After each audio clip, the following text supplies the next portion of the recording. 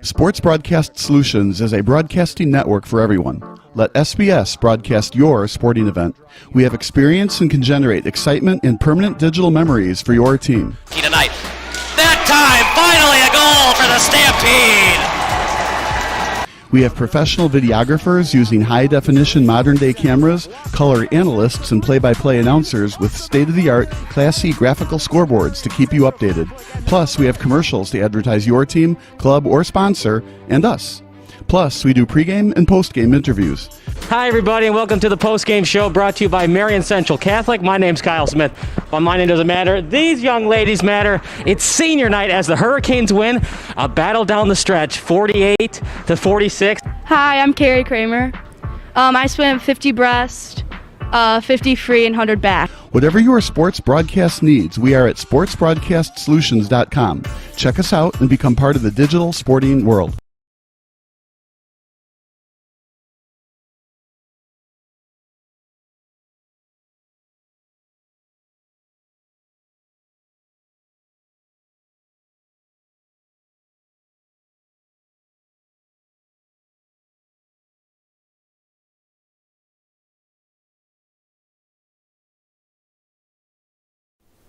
Sports Broadcast Solutions is a broadcasting network for everyone. At SBS, we offer a professional broadcasting experience for the non-professional athlete. Just like the pros, we offer everything for you. Play-by-play commentary. A no-hitter at Kane County Stadium. 15 strikeouts, 1 walk, 1 error, and that's it. Color commentary, highlight reels, recruiting videos, and much, much more. Unlike our competitors, we zoom in on the action and always have a live scoreboard with a live time code. If you're ready to have your next sporting event feel like CBS Sports, then make sure to call Sports Broadcast Solutions today. Our phone number is 330-957-7653, or you can go online to sportsbroadcastsolutions.com. SBS, a broadcasting network for everyone.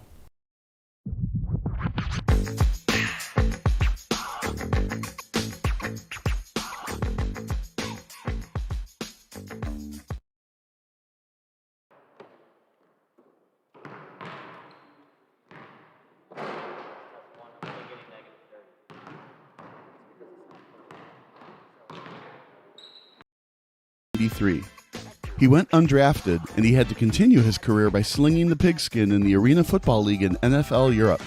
He was absolutely dominant in both leagues, leading him to catching the eye of the St. Louis Rams. The Rams signed the ageless rookie, where he spent the 1998 season as the team's third-string quarterback.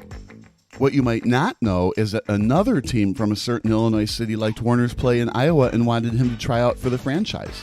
Yes, that's correct. The gunslinger of the greatest show on turf could have easily been leading the offensive version of the Monsters of the Midway.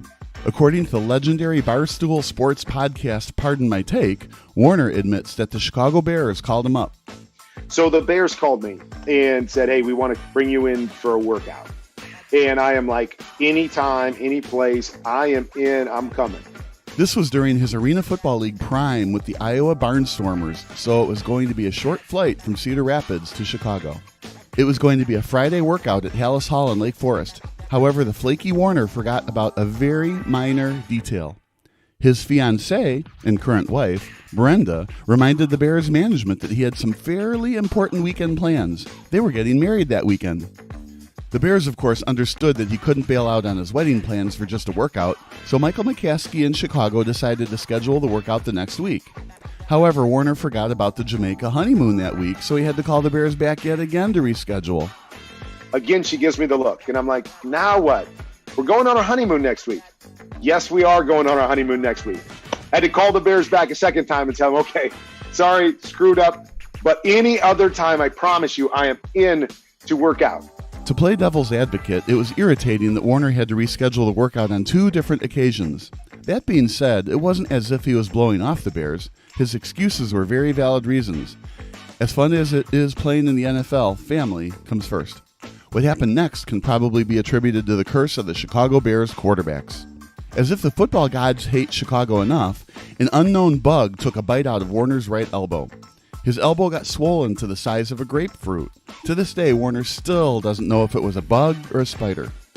The doctors say it was maybe a centipede or a spider.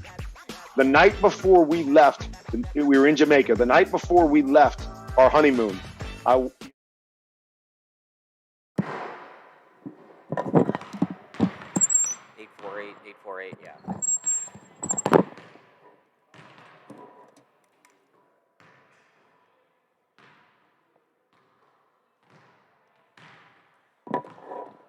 Say something. Oh, the world will never see anything like this, and it will never hear anything like this ever again. It will never, ever.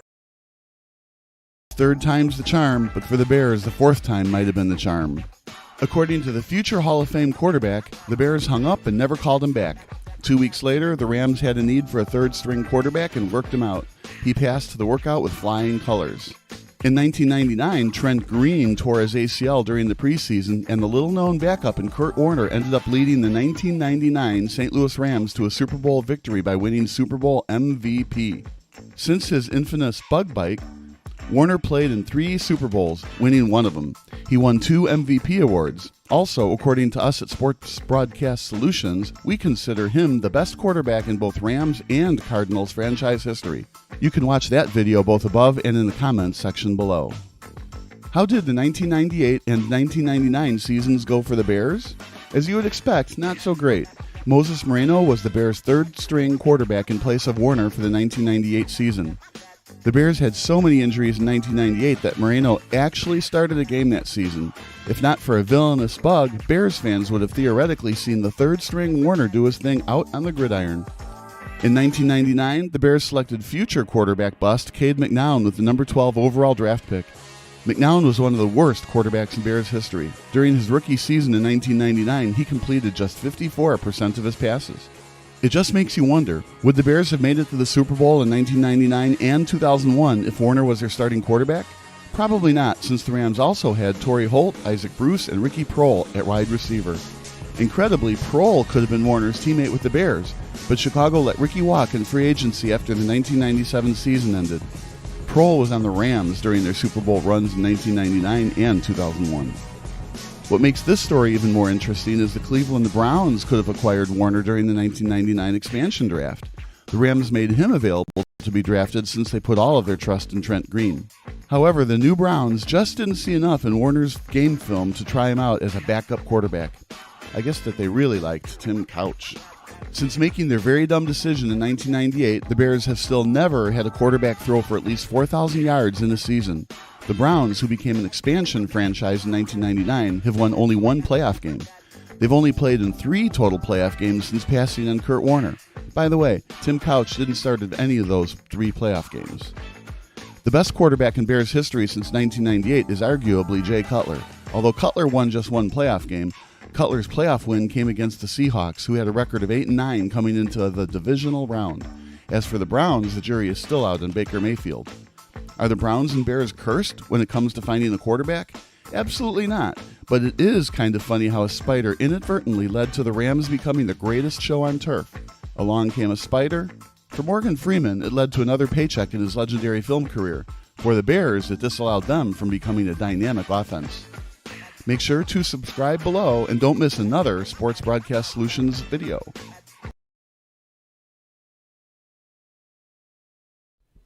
Sports Broadcast Solutions is a broadcasting network for everyone. Instead of spending hundreds or thousands with all these college recruiting sites, let us put together your college highlight reel. For just a fraction of your potential college scholarship and significantly less than these recruiting services, we got this. In addition, we put together highlight reels for teams, including high school, your club team, or travel team. My teammate gave me a great pass, and I just took it. The other team slashed me, took the opportunity, saw where the goalie was weak, and I just shot it there. Stolen. O'Connor and Marsh back on defense, and Marsh gets a blowout. We got a breakaway at 2-0. A shot, and a goal! So 3-3. The power play was officially over. Whatever your sports broadcast needs, check us out at sportsbroadcastsolutions.com. Check us out and become part of the digital world. Sports Broadcast Solutions is a broadcasting network for everyone. We broadcast sporting events for people of all ages, including adult leagues, high school leagues, and kids. Complete with professional-looking graphics, broadcasters, color analysis, and commercials. We do pre- and post-game interviews with the players. In addition, Sports Broadcast Solutions does highlight films, including college recruiting reels, highlight films you'd see on sports news programs, and just simply highlight films for fun. Sports Broadcast Solutions also provides raw footage and live streams if you'd like. Subscribe to us and listen to our professional talk videos about relevant topics in the pro and college ranks. Whatever your sports broadcast needs, contact us at sportsbroadcastsolutions.com and become part of the digital world. Sports Broadcast Solutions is a broadcasting network for everyone. At SBS, we offer a professional broadcasting experience for the non-professional athlete. Just like the pros, we offer everything for you. Play-by-play commentary. A no-hitter at Kane County Stadium. 15 strikeouts, 1 walk, 1 error, and that's it. Color commentary, highlight reels, recruiting videos, and much, much more. Unlike our competitors, we zoom in on the action and always have a live scoreboard with a live time code. If you're ready to have your next sporting event feel like CBS Sports, then make sure to call Sports Broadcast Solutions today. Our phone number is 330-957-7653, or you can go online to sportsbroadcastsolutions.com. SBS, a broadcasting network for everyone.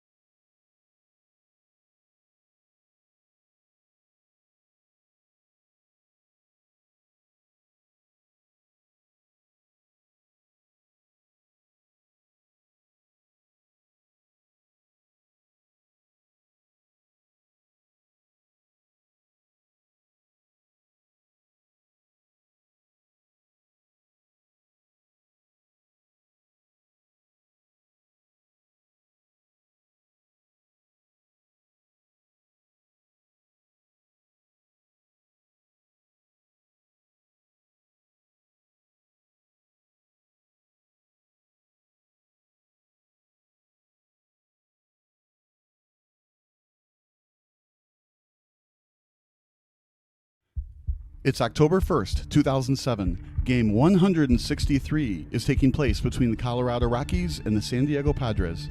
It's in the bottom of the 13th inning, a tie score at 8-8. The winner of this game gets a date with the Philadelphia Phillies in the National League Division Series. This is obviously a must-watch TV baseball game. I mean, who doesn't want to watch a one-game playoff that goes into extra innings? However, to fully appreciate what happens next, we have to know the history of both franchises. We have to understand that neither of these ball clubs have won a World Series. Even crazier, one of these teams hasn't even won a postseason series. To get a better grasp of this moment, we need to use a time machine. In other words, we need to rewind. The Rockies have Matt Holliday on third base and less than 2 outs. This is crucial because any fly ball to the outfield can theoretically send the Rockies to the National League Division Series on the sacrifice fly. However, the mere fact that the Rockies are hosting this one-game playoff is crazy to think about. Back on September 15th, the Rockies were just 76-72. Yeah, you heard me right. Just 16 days ago, the Rockies were barely above 500. So how the heck are the Rockies even tied with the Padres for the National League wildcard spot? As Al Davis would say, just win, baby. Just win, baby. Yeah, the Rockies have sure won a lot of games lately. An unfathomable 10-game winning streak from September 16th until September 27th saw the Rockies go from 4.5 games back of the Padres to just 1. In a twist of fate, the Rockies swept the Padres during that winning streak to get back into the NL wildcard race. But hey, that was just a lucky winning streak, right?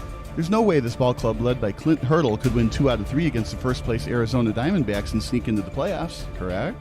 And if you answered anything but yes to those questions, you'd be dead wrong. Arizona ended Colorado's winning streak during Game 1 of the crucial 3-game set, but after dominating the Diamondbacks 11-1 on September 29th, the Rockies held on for a 4-3 win on the last day of the regular season.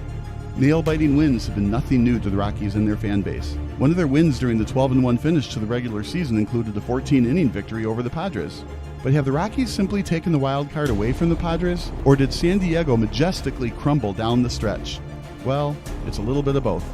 Entering MLB game action on September 16th, the Padres were 80-67. They ended up finishing the year at 89-73. So a 9-6 record in their last 15 games is nothing to be embarrassed about from your ball players. But a 3-game sweep at the hands of the Rockies was still pretty bad, especially considering that all 3 games were at Petco Park. Also, the Padres had the Brewers down to their last strike on September 29th, but Tony Gwynn Jr. knocked a game-tying triple off Trevor Hoffman to send the game into extra innings. How brutal irony is that? The son of the greatest Padre ever quite possibly stopped you from going to the playoffs. What gets lost in the shuffle is that the Rockies were actually a third-place team in the wildcard race prior to their incredible finish. The Dodgers were up 3 games on the Rockies after all the games concluded on September 15th. So what the heck happened to the Dodgers? It's hard to exactly say why they simply forgot to play baseball, but their final record speaks for itself. On September 15th, the Dodgers were 10 games over 500. By September 30th, the team barely finished with a winning record at 82-80. You can't make this stuff up. The Dodgers went from 79-69 and just 1.5 games back on San Diego for the wild card spot to finishing 7 games back of both Colorado and San Diego. Colorado literally had to sweep Los Angeles to knock the Dodgers out of the playoffs, and the Rockies did just that from September 25th until September 27th. The Dodgers might be known for playoff choking nowadays, but late season chokes are nothing new to the Dodger faithful. Anyway, back to the Padres and Rockies. The Rockies were 12-1 down the stretch, but a minor choke job by the name of Ron Burgundy allowed Colorado to host a 1-game playoff. The Padres were 2 games ahead of the Rockies on September 29th, meaning they just had to win either of their next 2 games against the Milwaukee Brewers or 1 Rockies loss the next 2 days clinched a wild card spot for Bud Black's team.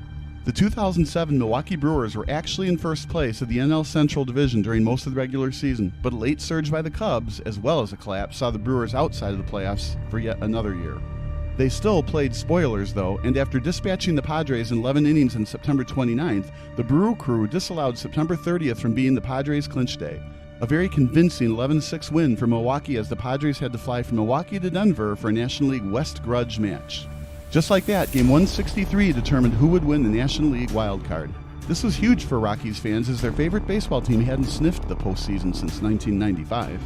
Colorado began as an expansion franchise in 1993, and the Rockies earned the first ever NL wildcard spot in 1995. The Rockies fought hard in the division series against the Atlanta Braves, but the eventual World Series champion Braves took care of the Blake Street Bombers 3-1.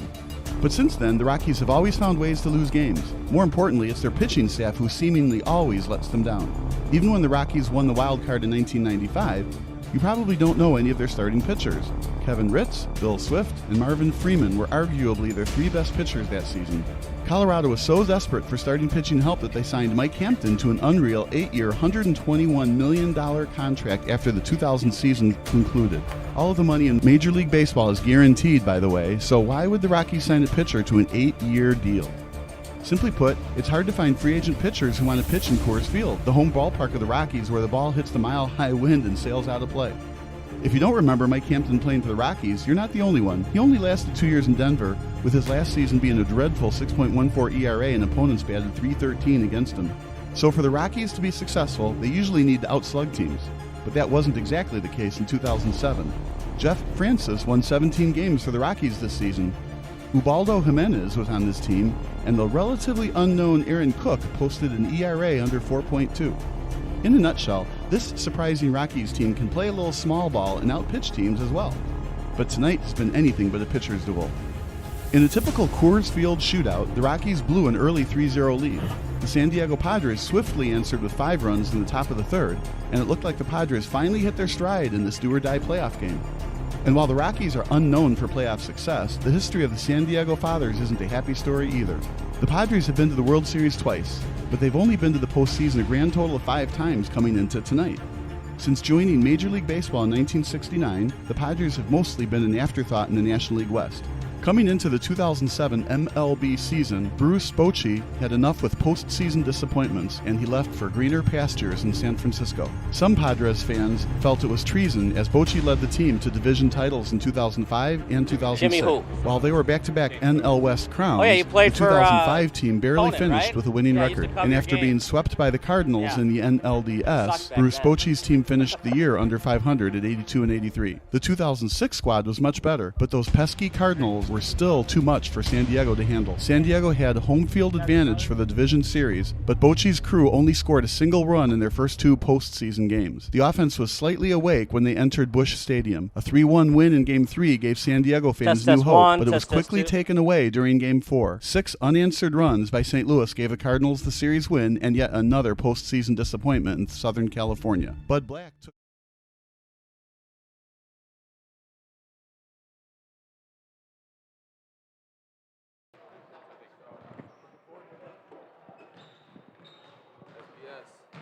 Welcome to the pregame show brought to you by the NHIBT. My name is Kyle Smith, but mine doesn't matter.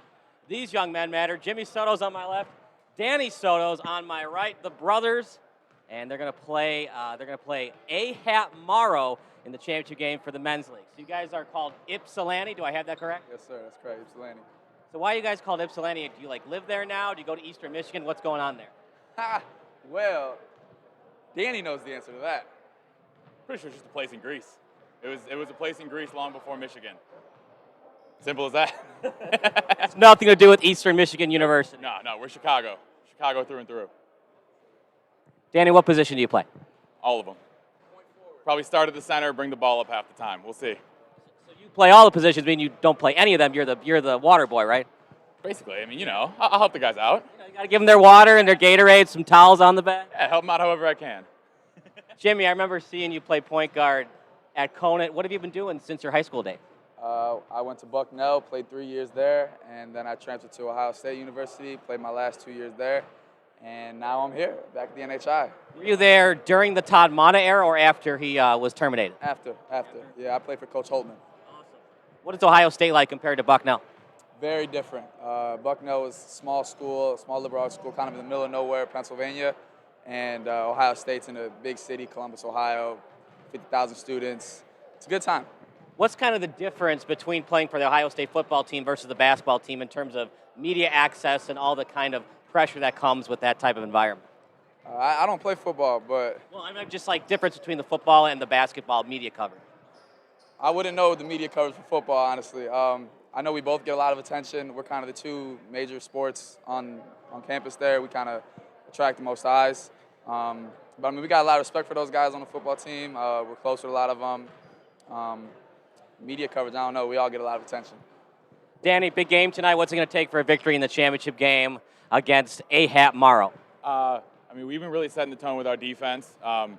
Last couple games, I think we came out like 30-5, 30-0, 30-5. So we're gonna have to come out and lock up from the beginning. Jimmy's gonna pressure him full court probably to start. Let's set the tone real quick.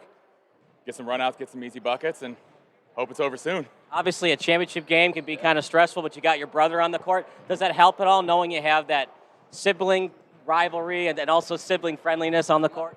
Yeah, I mean, it helps. Jimmy's, I think, the third different brother I've played in this championship with. We've been here for as long as I've been playing basketball. We've been playing here, championship at NHI. So, I mean, we're used to it at this point.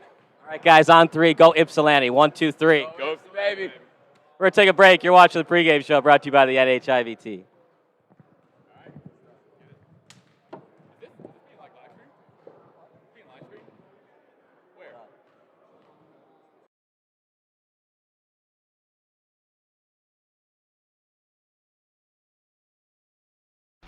Missing your child's sporting event just plain stinks. But you don't have to worry about that anymore, thanks to Sports Broadcast Solutions. SBS is a live broadcasting network, as well as covering your on-demand needs, recruiting videos, highlight reels, and much, much more.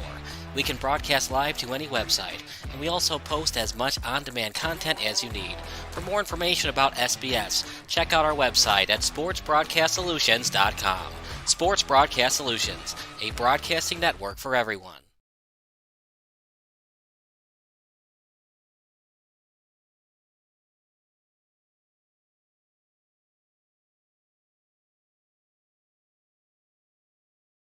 It's October 26th, 1991, Game 6 of the 91 World Series at the Metronome in Minneapolis, Minnesota. It's an unlikely matchup between the Atlanta Braves and the Minnesota Twins. The Twins won the World Series just 4 years ago, but like the Braves, they weren't supposed to be here. Kirby Puckett is at the plate, and you might know what happens next on this 2-1 pitch. And for that, I'll give you a virtual high five due to your ability to use the internet. But for those of you who don't want to cheat via Wikipedia or BaseballReference.com, let's get in that DeLorean and crank it to 88 miles per hour. It's time to travel back in time, or as SB Nation would say, let's rewind.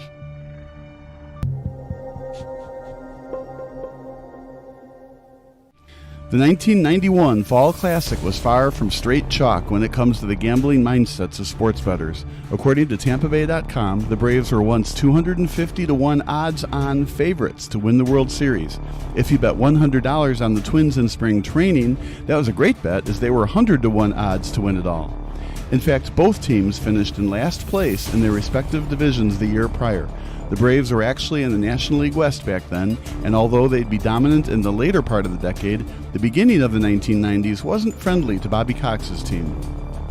The first year of the 90s saw the Braves finish the regular season at just 65-97, but general manager John Schuerholz saw something in Cox, and the fiery skipper became the head honcho on June 23, 1990, replacing Russ Nixon. It didn't lead to an improvement when it came to wins. The Braves were 25-41 when Nixon received the pink slip, and they finished the year 26 games out of first with Cox as the manager. Still, the players seemed to respond to the 50-year-old skipper the next season. The Braves were notably better, but a World Series appearance still seemed very unlikely on July 11th. A .500 record at just 40-40, the Braves were on the cusp of being sellers at the trade deadline. But then something happened. The Braves just refused to lose. An incredible 54-28 finish to the season saw the Braves 4 wins away from a National League pennant. They clinched the division on the second to last of the season, with the Braves remaining in first place from September 20th until the clincher on October 5th. The stunned Los Angeles Dodgers couldn't believe it. How could a Braves team who were at .500 practically halfway through the season keep them from an NL pennant? As for the Braves themselves, next came the Pittsburgh Pirates, led by Silver Slugger Barry Bonds. If the regular season was crazy enough for Atlanta sports fans to start believing, the 1991 National League Championship Series was something we probably won't ever see again. 4 shutouts took place in the series, including 3 1-0 shutouts. The Pirates were the heavy favorites to advance to the World Series. A 98-win team, the Pirates won the division by an easy 14 games. John Smiley won 20 games for the Buccos, the last time a Pirates pitcher won 20 games during the 20th century. Doug Drabick was the reigning NL Cy Young Award winner, and with bombs and Bobby Bonilla.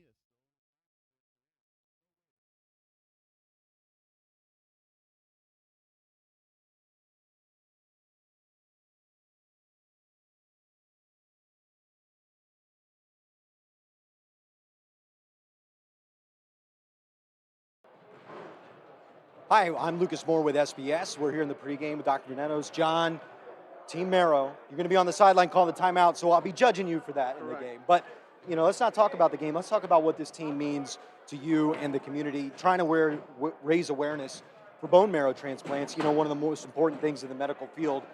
Tell me why you got into this. You had a coach back then that needed a bone marrow transplant. Tell me that story. Yeah, my coach was Steve Pappas, who played in this tournament, coached me in this tournament. Steve was a winner in 1975, won the tournament here. He coached us in 77, 78. We won the tournament. And basically, Steve had lymphoma. He required a bone marrow transplant. And that's how I got involved with the AHEPA organization. We took over the bone marrow organization. We had maybe about 6,000 donors. And then in a period of about 3 months, we got about 25,000 donors. It's amazing. So unfortunately, Steve passed away. But in his honor, we run our tournament, which is in March, the second weekend in March. And we sponsor our team and we play in the tournament. So this is considered the Greek national. This is the biggest Greek national tournament in America. It's the oldest one. It's 92 years old and has a lot of history. Yeah, a lot of history and a lot of great basketball too. And that's a part I want to pivot to a little bit. How do you feel about your team and your opportunity to succeed? I mean, what type of play style are you guys going to throw out there? Give us a little preview. Well, this team's coached the same way Steve Pappas would have coached them. That's how I try to coach them. And basically, we're playing probably the most elite team in the tournament. They won this tournament. The Ypsilanti team goes back 90 years. It's a long organization. They've won this multiple times. So how does Steve Pappas coach? What type of style? Any specific tips and tricks he always gave you? No. At the end of the game, no regrets, right? Yeah, leave it all out there. No regrets. That's perfect.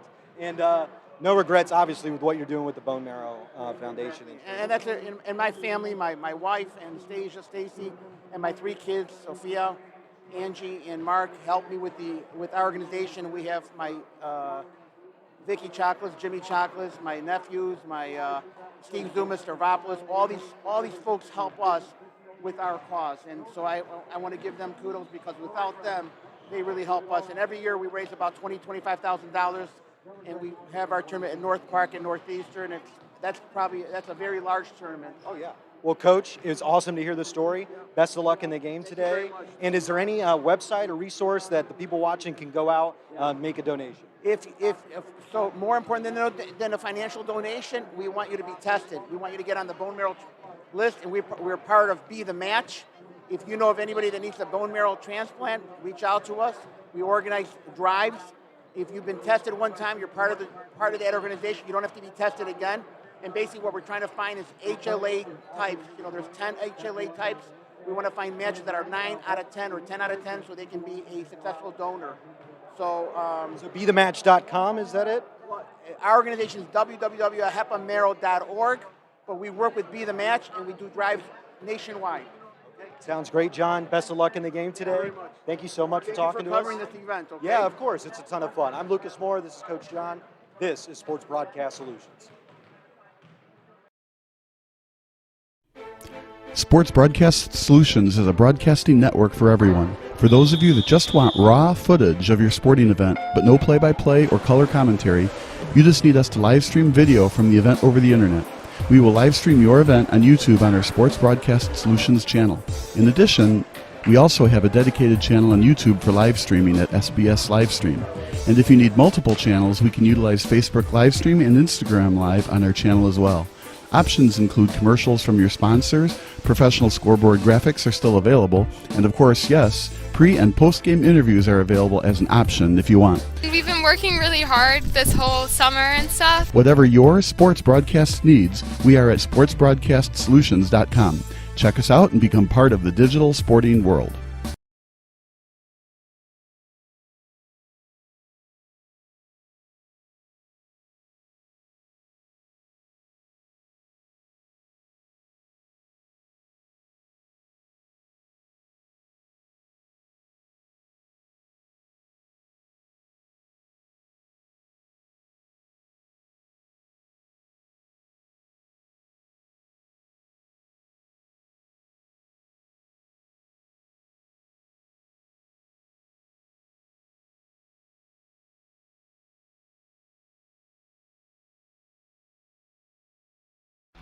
Missing your child's sporting event just plain stinks.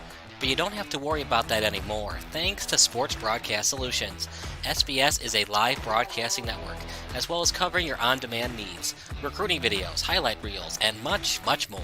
We can broadcast live to any website, and we also post as much on-demand content as you need. For more information about SBS, check out our website at sportsbroadcastsolutions.com. Sports Broadcast Solutions, a broadcasting network for everyone. Sports Broadcast Solutions is a broadcasting network for everyone. Let SBS broadcast your sporting event. We have experience and can generate excitement and permanent digital memories for your team. Tonight, that time, finally a goal for the Stampede! We have professional videographers using high-definition modern-day cameras, color analysts, and play-by-play announcers with state-of-the-art, classy graphical scoreboards to keep you updated. Plus, we have commercials to advertise your team, club, or sponsor, and us. Plus, we do pregame and postgame interviews. Hi, everybody, and welcome to the postgame show brought to you by Marion Central Catholic. My name's Kyle Smith, but my name doesn't matter. These young ladies matter. It's senior night as the Hurricanes win a battle down the stretch, 48-46. Hi, I'm Carrie Kramer. I swim 50 breast, 50 free, and 100 back. Whatever your sports broadcast needs, we are at sportsbroadcastsolutions.com. Check us out and become part of the digital sporting world.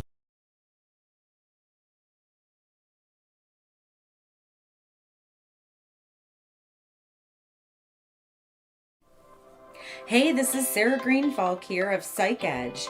Do you want to learn how to improve your performance, improve your confidence, improve your resilience?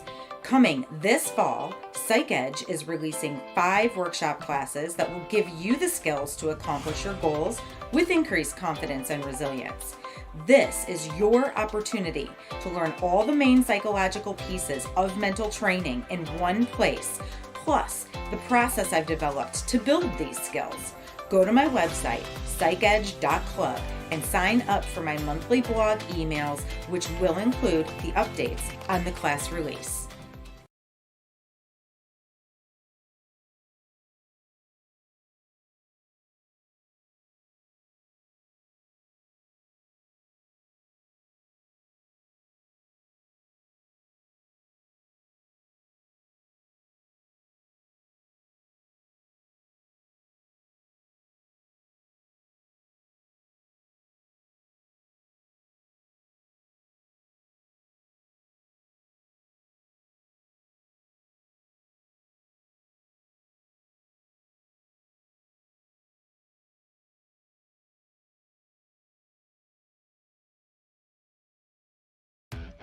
Made from an athlete's mind for all sports minds.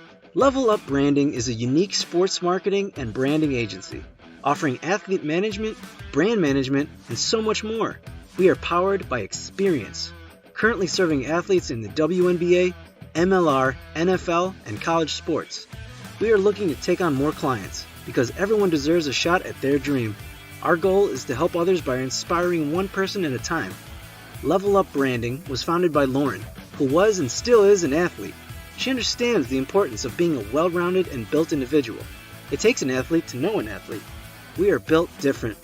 There is so much more to an athlete than what is seen on the field or the court. We make it a priority to understand our athletes.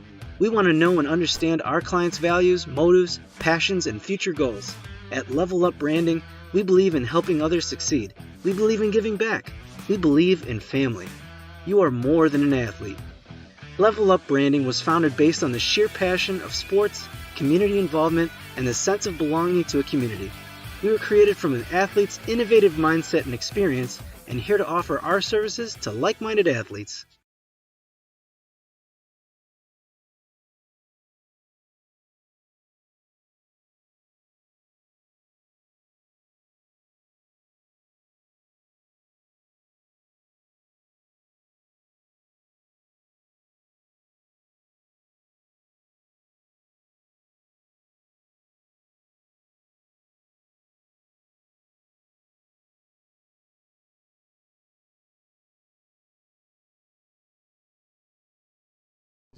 Sports Broadcast Solutions is a broadcasting network for everyone. Let SBS broadcast your sporting event. We have experience and can generate excitement and permanent digital memories for your team. Tonight, that time. Finally a goal for the Stampede. We have professional videographers using high-definition modern-day cameras, color analysts, and play-by-play announcers with state-of-the-art, classy graphical scoreboards to keep you updated. Plus, we have commercials to advertise your team, club, or sponsor, and us. Plus, we do pregame and postgame interviews. Hi, everybody, and welcome to the postgame show brought to you by Marion Central Catholic. My name's Kyle Smith. But my name doesn't matter. These young ladies matter. It's senior night as the Hurricanes win a battle down the stretch, 48-46. Hi, I'm Carrie Kramer. I swim 50 breast, 50 free, and 100 back. Whatever your sports broadcast needs, we are at sportsbroadcastsolutions.com. Check us out and become part of the digital sporting world. Sports Broadcast Solutions is a broadcasting network for everyone. Instead of spending hundreds or thousands with all these college recruiting sites, let us put together your college highlight reel. For just a fraction of your potential college scholarship and significantly less than these recruiting services, we got this. In addition, we put together highlight reels for teams, including high school, your club team, or travel team. My teammate gave me a great pass, and I just took it. The other team slashed me, took the opportunity, saw where the goalie was weak, and I just shot it there. Solon, O'Connor, and Marsh back on defense. And Marsh gets a blowout. We got a breakaway at 2-0. A shot, and a goal! So 3-3. The power play was officially over. Whatever your sports broadcast needs, check us out at sportsbroadcastsolutions.com. Check us out and become part of the digital world.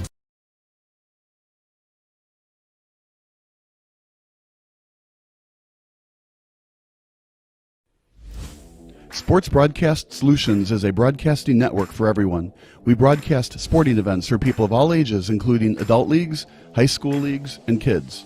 Complete with professional-looking graphics, broadcasters, color analysis, and commercials. We do pre- and post-game interviews with the players. In addition, Sports Broadcast Solutions does highlight films, including college recruiting reels, highlight films you'd see on sports news programs, and just simply highlight films for fun. Sports Broadcast Solutions also provides raw footage and live streams if you'd like. Subscribe to us and listen to our professional talk videos about relevant topics in the pro and college ranks. Whatever your sports broadcast needs, contact us at sportsbroadcastsolutions.com and become part of the digital world.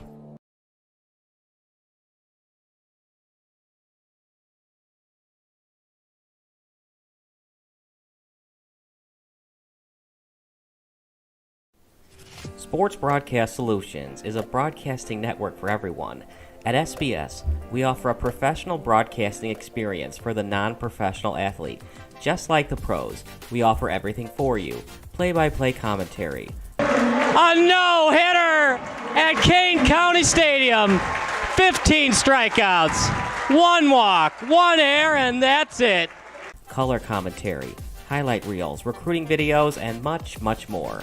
Unlike our competitors, we zoom in on the action and always have a live scoreboard with a live time code. If you're ready to have your next sporting event feel like CBS Sports, then make sure to call Sports Broadcast Solutions today. Our phone number is 330-957-7653, or you can go online to sportsbroadcastsolutions.com. SBS, a broadcasting network for everyone.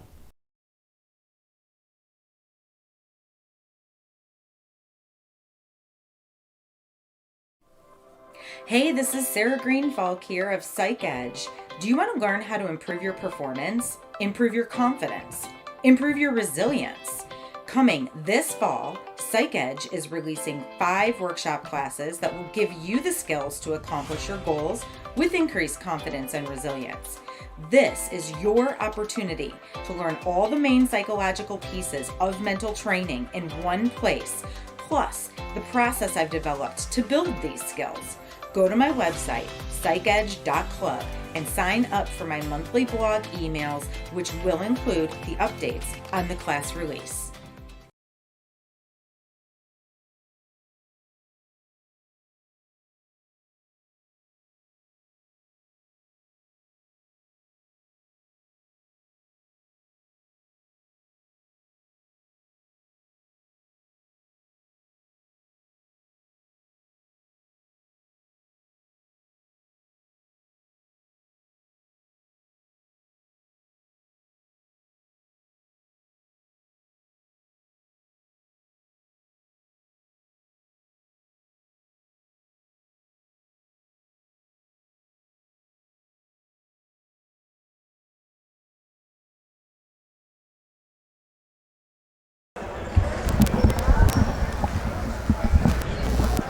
Good evening, everybody. Welcome to another production of Sports Broadcast Solutions. It's AHEPA Marrow against Ypsilanti. AHEP in the red, Ypsilanti in the black and yellow. Kyle Smith alongside Lucas Moore, and for the first time, you on play-by-play, I'm on color, and it should be a fun one, Lucas. Yeah, it'll be a ton of fun. Ypsilanti is probably the more talented of the two teams, at least on paper. They've got a Division I player, Jimmy Sotos, who just played in the March Madness tournament for Ohio State. Granted, it was only a minute against Loyola Chicago, but he played in the NCAA tournament. Not many people can say that in college basketball. He'll be leading Ypsilanti wearing the 15, and you had a chance to watch Jimmy Sotos back in his high school days. Yeah, I used to cover him with Hoffman Estates Television. He was all conference, either second team or third team All-State, I can't remember, and Conant was used to that zone defense. They would suffocate opponents. They just didn't have enough offensively once they got into regionals and sectionals to kind of compete with Simeon and all these great Chicago powerhouses in the inner city. Well, and then on the other side, AHEPA Marrow, this is a team out of Chicago, and they're really a team founded based on a great organization and a great cause, which is bone marrow transplant awareness. You know, Coach John wants everybody to go get tested to see if you're eligible to possibly be able to donate some bone marrow. So it'll be awesome to be able to, check out the pregame show and see what their organization is all about. So they're playing for something beyond themselves, but they're also playing for a championship today, and I'm sure we'll see that as soon as we're off and tipped off and rolling. Yeah, the fan favorite of the game might be AHEPA Marrow, unless it's people that live in the Ypsilanti, Michigan area. But actually, I talked to the Ypsilanti players, the brothers Danny and Jimmy Sotos, and they actually called themselves Ypsilanti. It has nothing to do with Eastern Michigan University. It's a famous city in the country of Greece. Wow, really? I didn't know that. Yeah, so the people that are watching that are Eastern Michigan alums that are rooting for Ypsilanti, we love you, but that's not why they're called Ypsilanti. Yeah, and now go make your turf not gray, please. Thank you. You don't like the Eastern Michigan turf? No, it looks like your TV's broken. So you don't like Eastern Washington and Boise State either? No, I'm a classic green turf guy. I'm actually a natural grass guy in terms of football, but I know it's unrealistic for high schools to maintain and things like that. So, but if you can maintain natural grass, that's always my preference. Maybe that's just me as a kid growing up. On the court right now, they're giving a service award. And really, what this tournament's been about, Kyle, and we've seen that over and over, it's the National Hellenic Invitational Basketball Tournament. Hellenic, that's the Greek orthodoxy, right? The Greek culture, they're so proud of it. And this is one of the biggest Greek tournaments in the country. And it's a great gathering of people and community organizers and really a great collection of just people overall. I mean, they've been so grateful, so nice to us, and we've got 3 games to cover today, which will finish up our slate of 9 games that we've done this weekend. Yeah. It's been a fun one, and about every game we've had, I think we've only had 2 games finish outside of single digits, and a couple double overtime games. I expect today, being a championship day, to be thrilling, exciting, and with a Division I player out there on the floor, I mean, it could be explosive as well. Yeah, I just don't know how much AHEPA Marrow has. We haven't seen them at all. They keep their practices very, very private, and we can't see them. But Jimmy Soto is a Division I player, and we saw it with Mary Louise Parker, how tough it was with all those Bennett players. We talked about Bennett going to the state semifinals. Just one player from Boston, Mary Louise Dixon, was just dominating on the court. Well, she played professionally in England. And she was a Division III player in the NCAA. Now we got an NCAA Division I star from Bucknell and Jimmy Sotos. Mm-hmm. I just don't know if AHEPA Marrow has enough offensively isolation ball to keep up with Ypsilanti today. But we'll see. They can play physical defense, maybe see if you can force Ypsilanti to get other people involved. Those dynamics will be certainly interesting to watch play out. We're still watching the service award being given out before we get started with the ball game today. And I tell you what, this gym, this is the biggest crowd we've had also. We've got a lot of people flying into our left, so it should be nice and exciting and thrilling and a wonderful championship day. Well, that's what you want, right? You want a big crowd out for the championship. If you've ever seen the movie Hardball, we go into the ship. It's all about the championship, man. Without a doubt. I mean, it's the whole reason you play sports, to win championships. And it's not about winning, it's about finishing in second, because first is the worst, second is the best. I don't know who invented that one. Probably me, because I always finish in second. I'm going to trademark that today and bring it over to Washington, D.C. Well, no, neither of these teams want to finish second. Ypsilanti against AHEPA Marrow out of Chicago. That's the matchup we'll have. They're getting ready to tip off on the floor. Still running clock today. Yep. 18 minutes. No, 20 for the men's division. 20 for the men's division. 20-minute running clock for both halves will go sub 2 minutes. Goes into normal stop clock stoppages, so that you can still play the natural end of game strategy that we see in basketball. And we don't have guys like, limping to the free throw line with 50 seconds as the clock drains out. So it makes for exciting, fast, fun-filled basketball that still has those clutch late-game free throw moments that we saw. Which, speaking of clutch late-game moments, Caleb Love last night for North Carolina, I'm telling you, really special one. Coach John. We're going to take a 12-second break. You're watching SBS. AHEPA Marrow against Ypsilanti. This is Sports Broadcast Solutions, a broadcasting network for everyone. Check us out at sportsbroadcastsolutions.com and become part of the digital sporting world.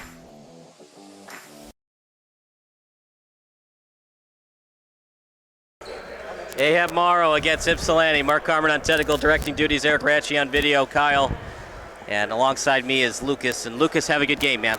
Yeah, thank you. I appreciate it, Kyle. Coach John just came up, talked to us. He said he wanted to mention the George family. They've been so helpful with AHEPA Marrow and making sure that everything goes off and the organization is running at tip-top shape.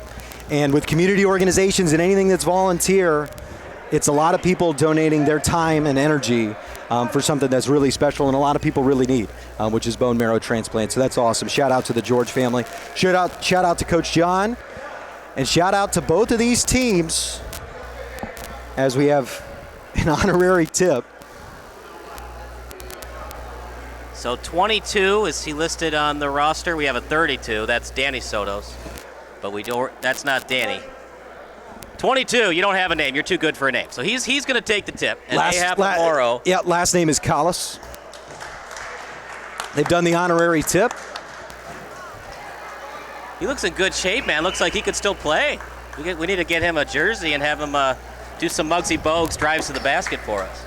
Yeah, without a doubt. I would like to see the handles. All right, 20 minutes on the clock. Cladas, Sotos, Gatziolis, Callis, and Sotos on the floor for Ypsilanti. Priftas, Sprigolo, Lesh, Hamo, and Stamos on the floor for AHEPA Marrow. Out of Chicago, the ball belongs to Ypsilanti, and we are underway. Great screen by Sotos. He got two defenders out of the way, and they can't box out, picked up by Sotos. Jimmy Sotos on the right wing. Drive in the lane, looked for a corner kick, and then elected to lay it in. Great decision-making from Sotos. And the Division I Jimmy Sotos opens up the scoring. I know it's early and it's just one bucket, but they need to consider every possession being meaningful on defense, because if this starts to get out of hand, Sotos is going to feel it, and he's going to feel in a rhythm, and it's going to get out of hand quickly. Lesh driving in over Sotos, and he scores. Smart by Jimmy Sotos not to get himself into any foul trouble. And he'll bring the ball up the court. Take a three right off the jump. Just missed it. But if he's open like that, he's going to step into him and let him rip. Yep, he could shoot it in high school, obviously in college as well. 3-year player at Bucknell, 2 years with the Buckeyes in Columbus. 36% three-point shooter at the Division I level. There's a corner three. That's no good. And heading the other way, Ypsilanti. You know, we heard about it. Oh, look at that pass by Sotos. Gatziolis with the finish inside, and it's a 4-2 lead. You know, we talked about it during the St. Peter's, North Carolina game. When you're the underdog, as AHEPA Marrow is, you've got to hit open shots when you're playing against a Division I player in Sotos. And a little bit of trouble, dishing the ball outside. Free throw line, Jay goes down, and Lesh gets his fourth point and ties the game. 4-4 the score early on, and they've really been feeding it to Sotos early on. At deep three, long and out of bounds. Plottis was the one that pulled that three. I don't know about you, Lucas. Don't like that shot. And I know you don't want to force feed it to Sotos, but he's been so red hot both passing and shooting. I think at this point you want to just get to an early lead and just kind of just make. Yeah, I disagree. You got to get all 5 players involved in shooting the basketball early. If you have those guys cold and they don't shoot until 10 minutes into this one. Yeah, it's not an easy coaching strategy, but I would consider using Sotos a lot early on. Look at that drive to the bucket. Great finish. Gatziolis with his second bucket of the night, a chance to make it his 5th point at the free throw line and push the lead up to 3. Wow, it's not just Sotos. Look at that drive to the hoop. Separation. Defender thought he was going left, then he goes right, finishes at the hoop. It's one thing to have the dribbles, but you also got to have the finishing touch and the strength, and that's what separates you from a good basketball player to a great one. This is Joe Gatziolis. He misses his second attempt.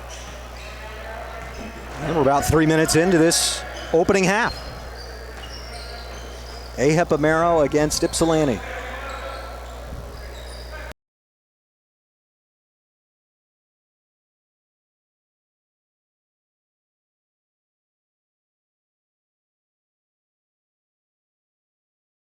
Sotos in the corner. He'll hand it back to Collis. Collis will drive in, elbow. Set it back outside for a three. No good. Gatziolis thought he had another bucket. That would have been his 7th point in the first 4 minutes of this one. Down by 2, AHEPA Marrow. Deep three, non-contested. They'll let him have that one. Sotos brings down the board. As Sprigolo, the one that missed that jumper. Sotos fouled on his way to the bucket. Nearly got. And he'll head to the free throw line to shoot 2. What's the old saying from the famous color commentator Stacey King? Too fast, too good, too strong. That's kind of Jimmy Sotos right now. It's just men against boys. We'll see what kind of adjustments AHEPA Marrow has. They've got the size advantage, Lucas, so that helps them. Tough inside the lane and fouled. And Cladis will head to the free throw line. They said the foul on Sotos was on the floor. He did a clever job of getting that thing up there quickly to make it look like it was in the act of shooting, at least to us up here. But his team will earn free throws nonetheless as Cladis tries to extend this 2-point lead. Yeah, it's interesting, right? Because they're playing IHSA rules. So unless it's definitely the act of shooting, you can't call it in the act of shooting. Whereas in the NBA, anything close, they have the continuation rule. You don't have that in high school, you don't have that in college. They're trying to change that, but for now in the NCAA and the IHSA, it's got to be fully in the act of shooting. Cladis perfect in his first trip to the line, and it's a 4-point lead. 4 minutes into this one. Every possession matters. The analytics of basketball has changed. You can't think, oh, we'll get them later. Always think this possession matters if you're AHEPA Marrow. And Jimmy Sotos takes the possession away, has a no-look pass to Cladis. He can't handle it. One of the few mistakes by Sotos, he had a wide-open man in the corner. And there's an open three from the wing, in and out. And AHEPA Marrow's had some opportunities from deep, and they've gone astray. There's a corner three. No good from Sotos. Not going to say that was a mistake, but that's exactly what AHEPA Marrow wants. A tough shot. The contest was there. Don't like that in transition from Ypsilanti. And Collis will be whistled for the foul. A little push there as he engaged at the half court. So right now we've got 3 fouls, as we're going to update it on your screen. We got 3 fouls for AHEPA Marrow, just 1 for Ypsilanti. Lesh with the basketball, left wing, guarded by Jimmy Sotos. He pulls in Sotos' eye. Ooh, thought he would get it to go. And Ypsilanti with a 4-point lead and the basketball. 3 pulled, no good. Cladis couldn't get it to fall. They're not hitting them right now, so they're going to have to change things up a little bit. Maybe one screen and a mid-range shot. We'll see what kind of adjustments Ypsilanti does. I'm sure both teams will get into the rhythm a little bit more. This game's 6 minutes fresh. Spinning in the lane, unable to get free, Sprigolo. Priftis now on the right wing. And a timeout taken by Coach John and AHEPA Marrow. 30-second timeout. We'll go ahead and step aside for 12 seconds. 4-point lead, Ypsilanti. AHEPA Marrow with the basketball when we return. You're watching Sports Broadcast Solutions.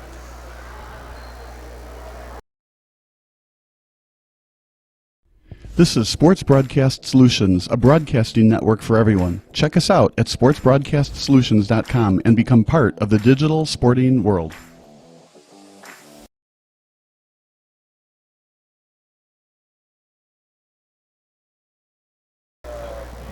Ypsilanti up by 4, 8-4 as we're back here at Sports Broadcast Solutions. Kyle Smith to my right, I'm Lucas Moore. 13:52 to go in the half. And Kyle, Coach Steve Pappas, he's the inspiration for Coach John on the sideline, the head coach AHEPA Marrow. And we saw him get a little intense with his team. Hey, stay focused, and that intensity is really something special from a coach in this type of tournament. I mean, he's all charitable, was super nice before the game, and he's down there saying, hey, we got to get in this game, fellas. For sure, because when you don't have as much talent as Ypsilanti has, every possession matters, and you want to get either a lead or keep it close so that it starts to have the seeds of doubt in the minds of Ypsilanti. Because if it's not there and Ypsilanti continues to lead, that 4-point lead, when you have the speed and you have the shooting ability, it can become 14 in an instant. Out of the timeout, Sprigolo will catch the inbound. He's guarded closely by Collis. Gets a screen, easy switch, now has the size matchup. Put it out to Priftis, back to Sprigolo. Claudius guarding him. Sprigolo uses his size to his advantage and cuts the lead down to 2. Excellent move. They've got the moves inside. A little bit surprising how lengthy they are, but wow, what a move inside to get that bucket. Sprigolo is switched now on Sotos. Sotos, soft fade, and nothing but net from Jimmy Sotos. Wow, if he can hit that all game long, it's going to be really tough for AHEPA Marrow to answer, but if they can get it done from the 3-point line, they can still win this game. AHEPA Marrow down by 4. Priftis, 3 from the wing, no. Long rebound out to Claudius, and Ypsilanti pushing the other way. Yeah, Gatziolis is a very good player right now. 4 points as he drives into the paint. Gatziolos can't finish. A lot of misses early in this game as these teams try to find their rhythm. An underrated aspect of this game is how quick on defense Ypsilanti is as getting back to their own bucket. Lesh with the foul there. Jimmy Sotos with the foul on Lesh, and he'll head to the free throw line to shoot 2.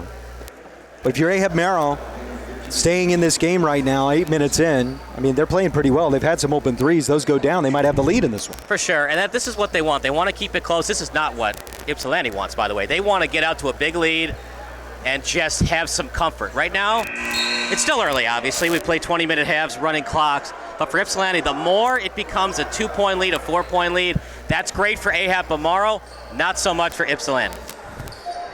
Yeah, Demon S is the organizer of this tournament. He calls this Ypsilanti team the New York Yankees of the NHIBT. They have won quite a few of these championships, and they want to add one here. They're up by 2 with the basketball. Jimmy Sotos directing traffic.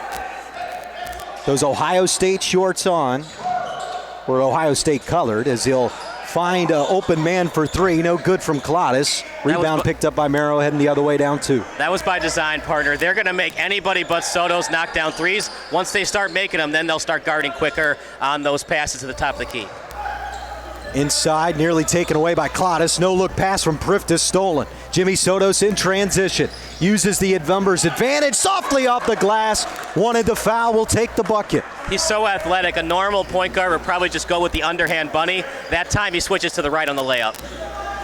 Yanakopoulos had his pass tipped out of bounds. It remains Marrow basketball.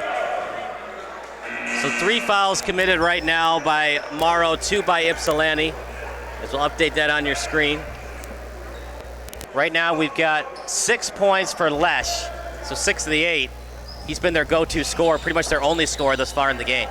Priftis long 2. He tried to add himself to the scorer's sheet. Instead, Ypsilanti will try to extend their 4-point lead. Sotos to the corner 3. Way long. Collis, too much mustard on it. This deep 3, no good. Collis with the finish. Redemption for the airball 3 on the putback. Great play, terrible box out. You've got to know where the players are behind you and make sure that never happens. There's a 3 on the other end, no good. Marrow continues to be cold from downtown, haven't knocked down any of their 3-pointers. Sotos likes his matchup, attacks it inside the lane. He's fouled, and he'll head to the free throw line to shoot 2. And you see Jimmy Sotos when he likes a matchup, he kind of has that extra like knee bend, Kyle, and you see him really wanting to attack it. Absolutely. He knows when he has the mismatch, and quite honestly, a lot of the times he's going to have the mismatch today, but had a little bit of size advantage on the defender, went to the left and went straight up because he knew only way to defend him was to foul on the wrist. Vlahos on the foul that time. That was his first. Jimmy Sotos, 7 points now, 3 of 4 from the field, make it 8, and an 8-point lead for Ypsilanti. So we got 4 fouls right now for the guest in AHEPA Marrow, and 2 for Ypsilanti. 3-pointer, Priftis, in and out. Thought it was going to be the first 3 to go in this game. Instead, Sotos in transition. Sotos will take a three. That's too long. Rebound brought down by Yanakopoulos. Priftis. Pump fake, got his man in the air, didn't take advantage of it. Vlahos works off a screen. Priftis, 17-footer, no good. Wow, that was big. If Ypsilanti can make a three here, I'm not going to say it's over, but that would really hurt the hopes for AHEPA Marrow. Beautiful drive in and a nice assist for Jimmy Sotos to his teammate Pappas, who enters the scoreboard for the first time. Rodriguez Pappas makes it a 10-point lead. We'll go ahead and step aside as Ypsilanti starting to pull away here in half number one. This is Sports Broadcast Solutions. Missing your child's sporting event just plain stinks. But you don't have to worry about that anymore, thanks to Sports Broadcast Solutions. SBS is a live broadcasting network, as well as covering your on-demand needs, recruiting videos, highlight reels, and much, much more. We can broadcast live to any website, and we also post as much on-demand content as you need. For more information about SBS, check out our website at sportsbroadcastsolutions.com. Sports Broadcast Solutions, a broadcasting network for everyone.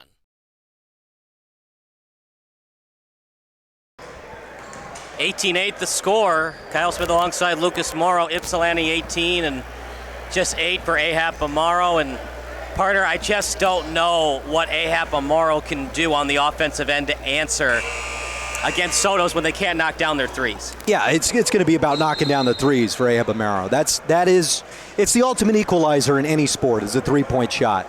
And I think we've seen that today. If they knock down 50% of their threes, they lead by 3 right now. But instead, they haven't made any of them, down by 10. And that's been the story of it. They've gotten their opportunities. They've gotten open threes. And with Ypsilanti up by 10 and used to dominating this tournament, I imagine they'll probably get some more open threes. Just going to be about knocking them down. Marrow heading right to left on your screen, wearing the red. Ypsilanti in the black, working left to right. Down by 10 with the ball, Marrow. Lesh, leading scorer, kicks out to Vlahos for an open three, and he got it to go. And there's that three-pointer we talked about. Yep, you don't want to force feed it for the threes, but if they're wide open, a little dribble drive penetration, knock down the bucket. Let's see how Ypsilanti answers on this possession. Danny Sotos gets the baseline drive. It opened up for him. Little miscommunication from Priftis and Sprigolo. It leads to an easy bucket. Lack of communication. When you're that late, you can't foul. You've already committed 4 fouls, and we're just over halfway through. Vlahos got the first 3 of this game to go. Sprigolo got his man in the air. Back to Vlahos. Takes that same wing 3. No. Jimmy Sotos with the board. If I'm Sotos, if it's there, I'm stepping into a 3. Decides to drive, and he's fouled on the head of the free throw line. And he's just really tough to deal with. You see, if Jimmy Sotos is so fast to the lane, Kyle, would you consider giving him the 3 since he hasn't really made any yet? Because they're biting every time he pump fakes that 3. That's why I said Sotos was going to step into a 3, because they're cheating up to the paint. At this point, it's up to AHEPA Marrow. Do they decide to take some charges? I don't know if Jimmy's going to fall for that as a Division I player. It happens. We've seen it in crucial games, late in games. Players leave their feet and fall into a charge. I would consider that if I'm the coaching staff for Morrow. Get my center over, get outside the restricted area, and take that charge. Jimmy Sotos made the first of 2. He'll definitely be tough to deal with. And they'll need to deal with him, AHEPA Marrow, if they want to win this basketball game. And they can't think about winning the basketball game right now. They just got to win a possession at a time. Every possession matters. Analytically driven basketball. Good steal that time by Ypsilanti. It was Lesh driving in, and a great finish on the other end from Gatziolis. That's the time you got to foul. I know it's a competitive but also fun tournament, but you got to foul in that part. Sotos picked a pocket and got some dollar bills as he drops it in, and he's headed to the free throw line. The old-fashioned three-point play. It's not quite over yet, but if it gets to 20, I'm calling it, because I just don't know if AHEPA Marrow has enough three-point shooting in transition. Sotos already with 12 points in this one. 13 now. He's been perfect from the free throw line. And a 16-point advantage for Ypsilanti. Marrow trying to cut into it. When it gets to a 20-point edge, I think Sotos is going to rest for a couple minutes. Yanakopoulos driving in, and he's fouled. He'll head to the free throw line. To win a basketball game, Sometimes it's the little things. That time, he got beat on the play. What's the best thing to do when you get beat on the play like that? Foul.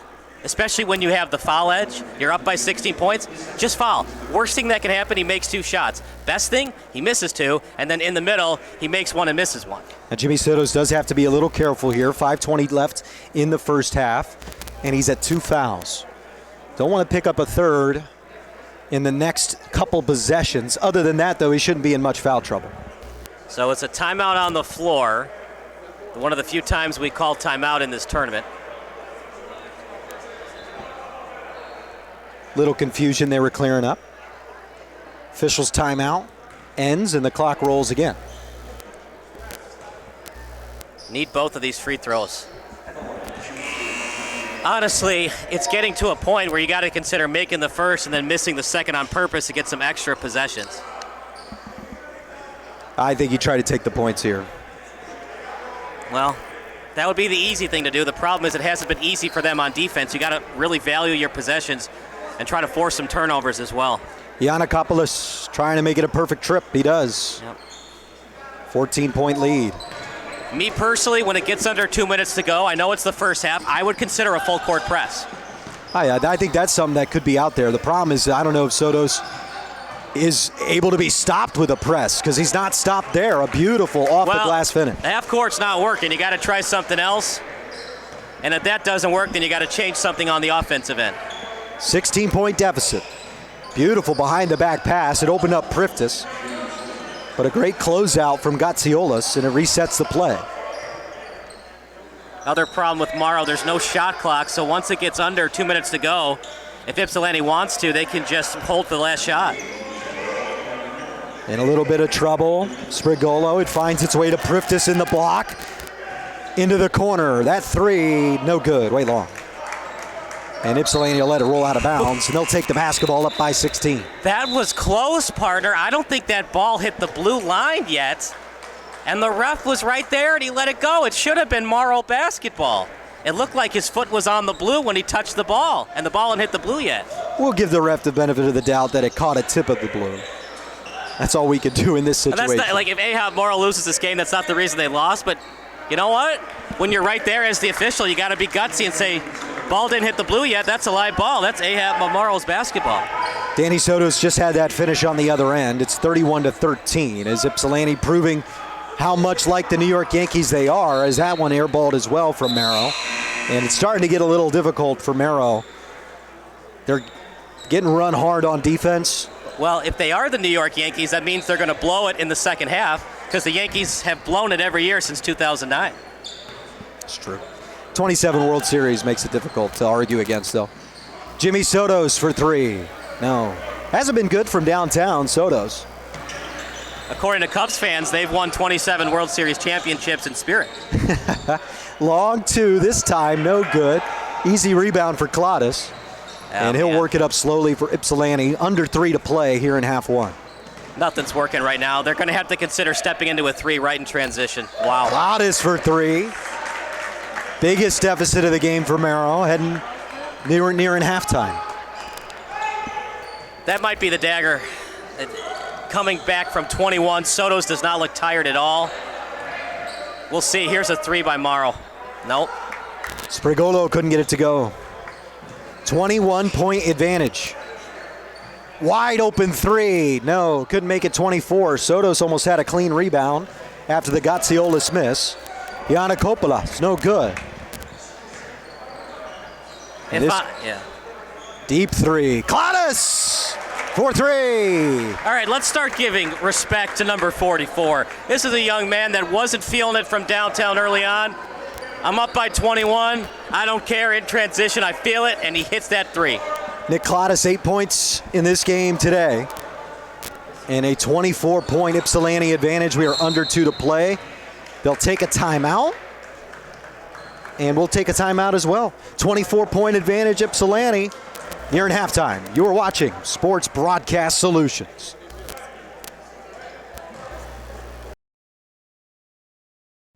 This is Sports Broadcast Solutions, a broadcasting network for everyone. Check us out at sportsbroadcastsolutions.com and become part of the digital sporting world.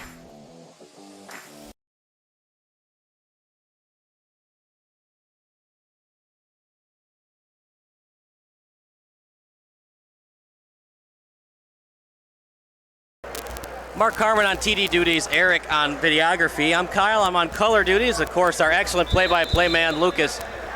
It's 37-13 and timeout called by Ypsilanti.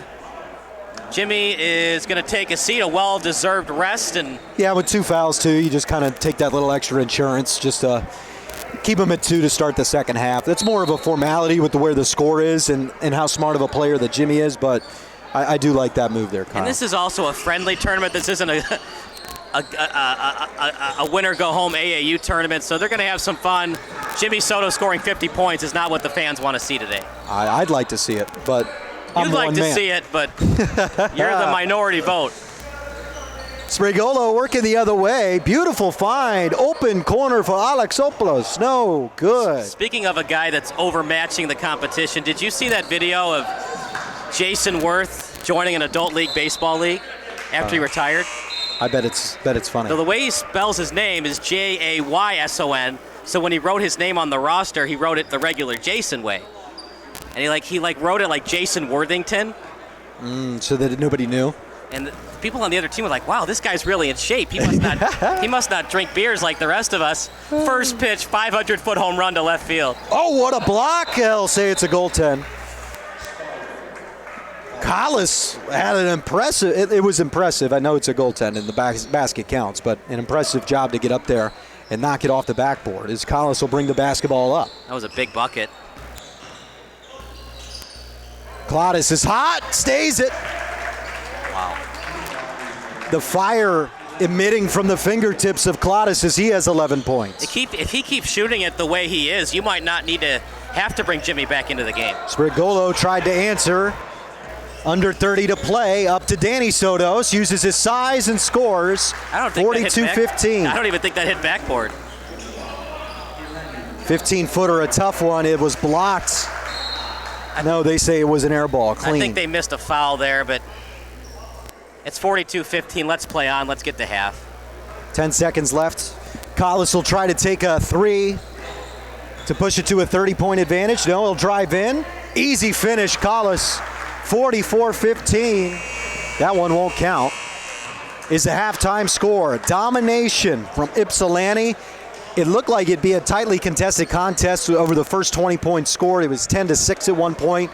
But since then, it's been all Ypsilanti with Jimmy Sotos and Nick Clodis leading the way for Ypsilanti. We'll head to halftime, be back for half number 2, and finish up this championship here on Sports Broadcast Solutions. Sports Broadcast Solutions is a broadcasting network for everyone. At SBS, we offer a professional broadcasting experience for the non-professional athlete. Just like the pros, we offer everything for you. Play-by-play commentary. A no-hitter at Kane County Stadium. 15 strikeouts, 1 walk, 1 error, and that's it. Color commentary, highlight reels, recruiting videos, and much, much more. Unlike our competitors, we zoom in on the action and always have a live scoreboard with a live time code. If you're ready to have your next sporting event feel like CBS Sports, then make sure to call Sports Broadcast Solutions today. Our phone number is 330-957-7653, or you can go online to sportsbroadcastsolutions.com. SBS, a broadcasting network for everyone. That's it. Anyway, Alex, here we go. Today we're going to present some Hall of Fame awards, and here to present the awards is Alex Gonzalez. Hey, I want to take a moment first, because we had a couple of years where we couldn't all be together, but I want to acknowledge a couple of people, and there's a whole bunch that I'm not mentioning because I don't see them, but a few of the guys that were here came a long way. These two guys, Danny Class and Sam Class, came from Arizona here, and they were mid-state. And we have Bob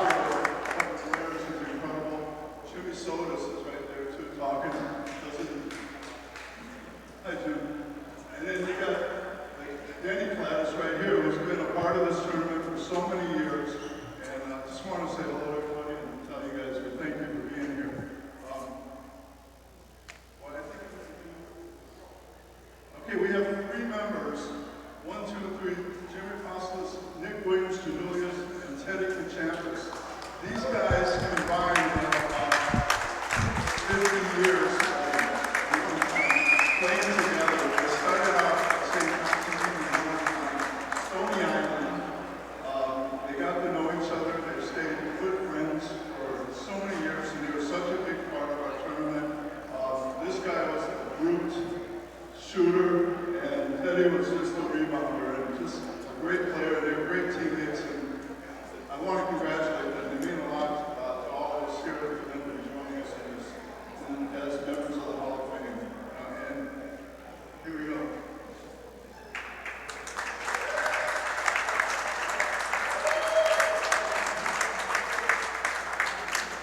You know, when we were deciding about the Hall of Fame this year, we said, you know what? Nick Janulius from St. Connie's was worthy of this award. And then, I want to say it was you, Alex. Well, what about Teddy Kachampis and Jimmy Apostolus? These three were like Ola and Braki. So, we are so honored to have these guys here today. Would you like to say something real quick? Thanks very much. It was the thrill of my life to play the NHIBT, really was. And thanks to the committee. You guys are great. Thank you.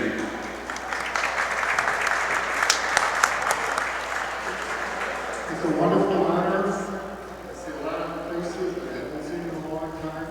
Thank you for making this a wonderful day for us. Give a hand. I just hope everybody will go with one thing that's really important, is the fact that the one bonding agent that we all here have is that we all are either involved with Greeks or we know Greeks. And if one person doesn't teach them, the other person knows. NHIBT is a national Hellenic Invitational basketball tourney. Hellenic means for basketball. It's the tool that bonds us. Don't ever forget it. It's what we should be proud of. And I think that if we keep it going, and we need to thank people like the Venuses and the Trills and the Torres for keeping it together and reminding us who we are and who we'll always be. God bless us all. Thank you.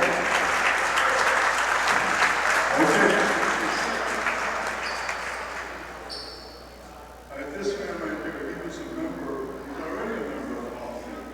All right? And we never had a chance to induct him. We never had that chance. We canceled the tournament because of him.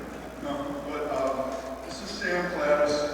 Grew up not far from here at St. Nicholas Church. You live down the street from there. Your brother was a huge part of Greek basketball with you. You had a great experience with that. Your father, your mother, everybody, your sister, all of you were part of this, of these tournaments throughout the country. I had the pleasure of playing with his brother, Danny, a few times and getting him a bucket, but that was okay. But I'm going to turn this over to Sam Plattis.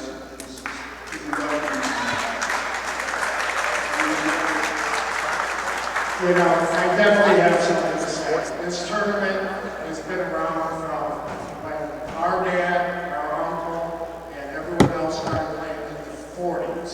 It carried on with Skip and my cousin Denny, my brother Denny, and so many others. But more importantly, as you talk about Hellenic and the bond, my best friends today, 40 years later, are people that I met on the basketball court.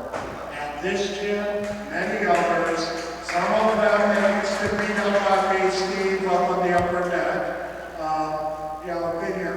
But the history behind this whole thing, and I'll tell you to the players today, not just the competition that goes on the court, it's the friendships that have been developed forever. And I just have to share, is it wrong?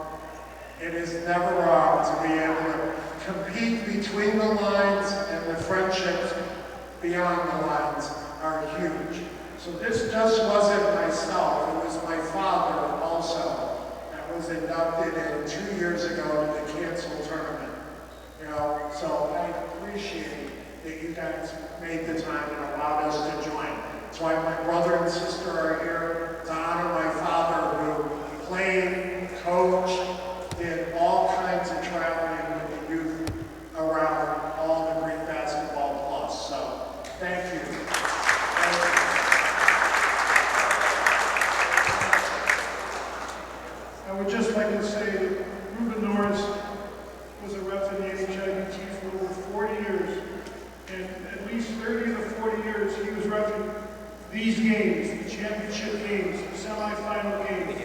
mean, a lot of players, teams never got a chance to enjoy the excitement of a semifinal or a final. He was in the thick of it for over 40 years. He said I could tell one story. When I was 9 years old, I was giving out towels at Cicero Stadium for the players who would go down there after a game. And it was halftime. And Ruben was the first time I ever saw him. And my dad's at the scores table, and I go over there and go, who's that little black guy reffing?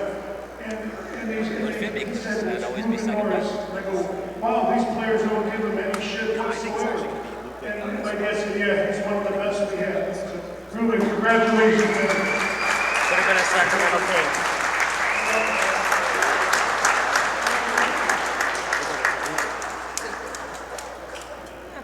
Thank you so much. Congratulations to the Marines. You know what? I got a little saying. I'm 87 years old. I've never been 87 before.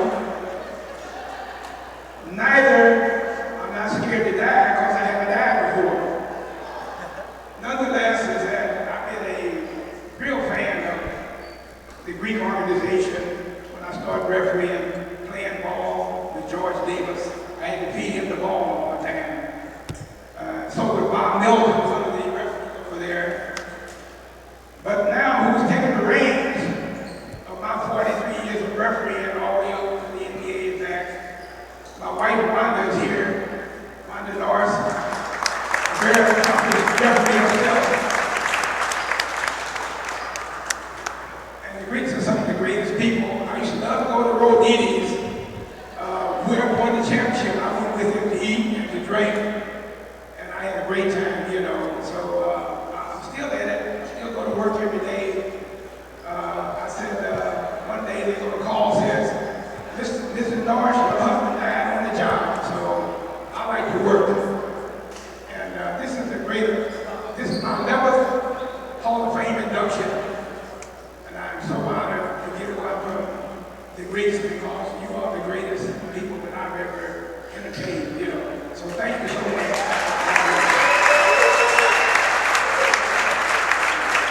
Let's play ball.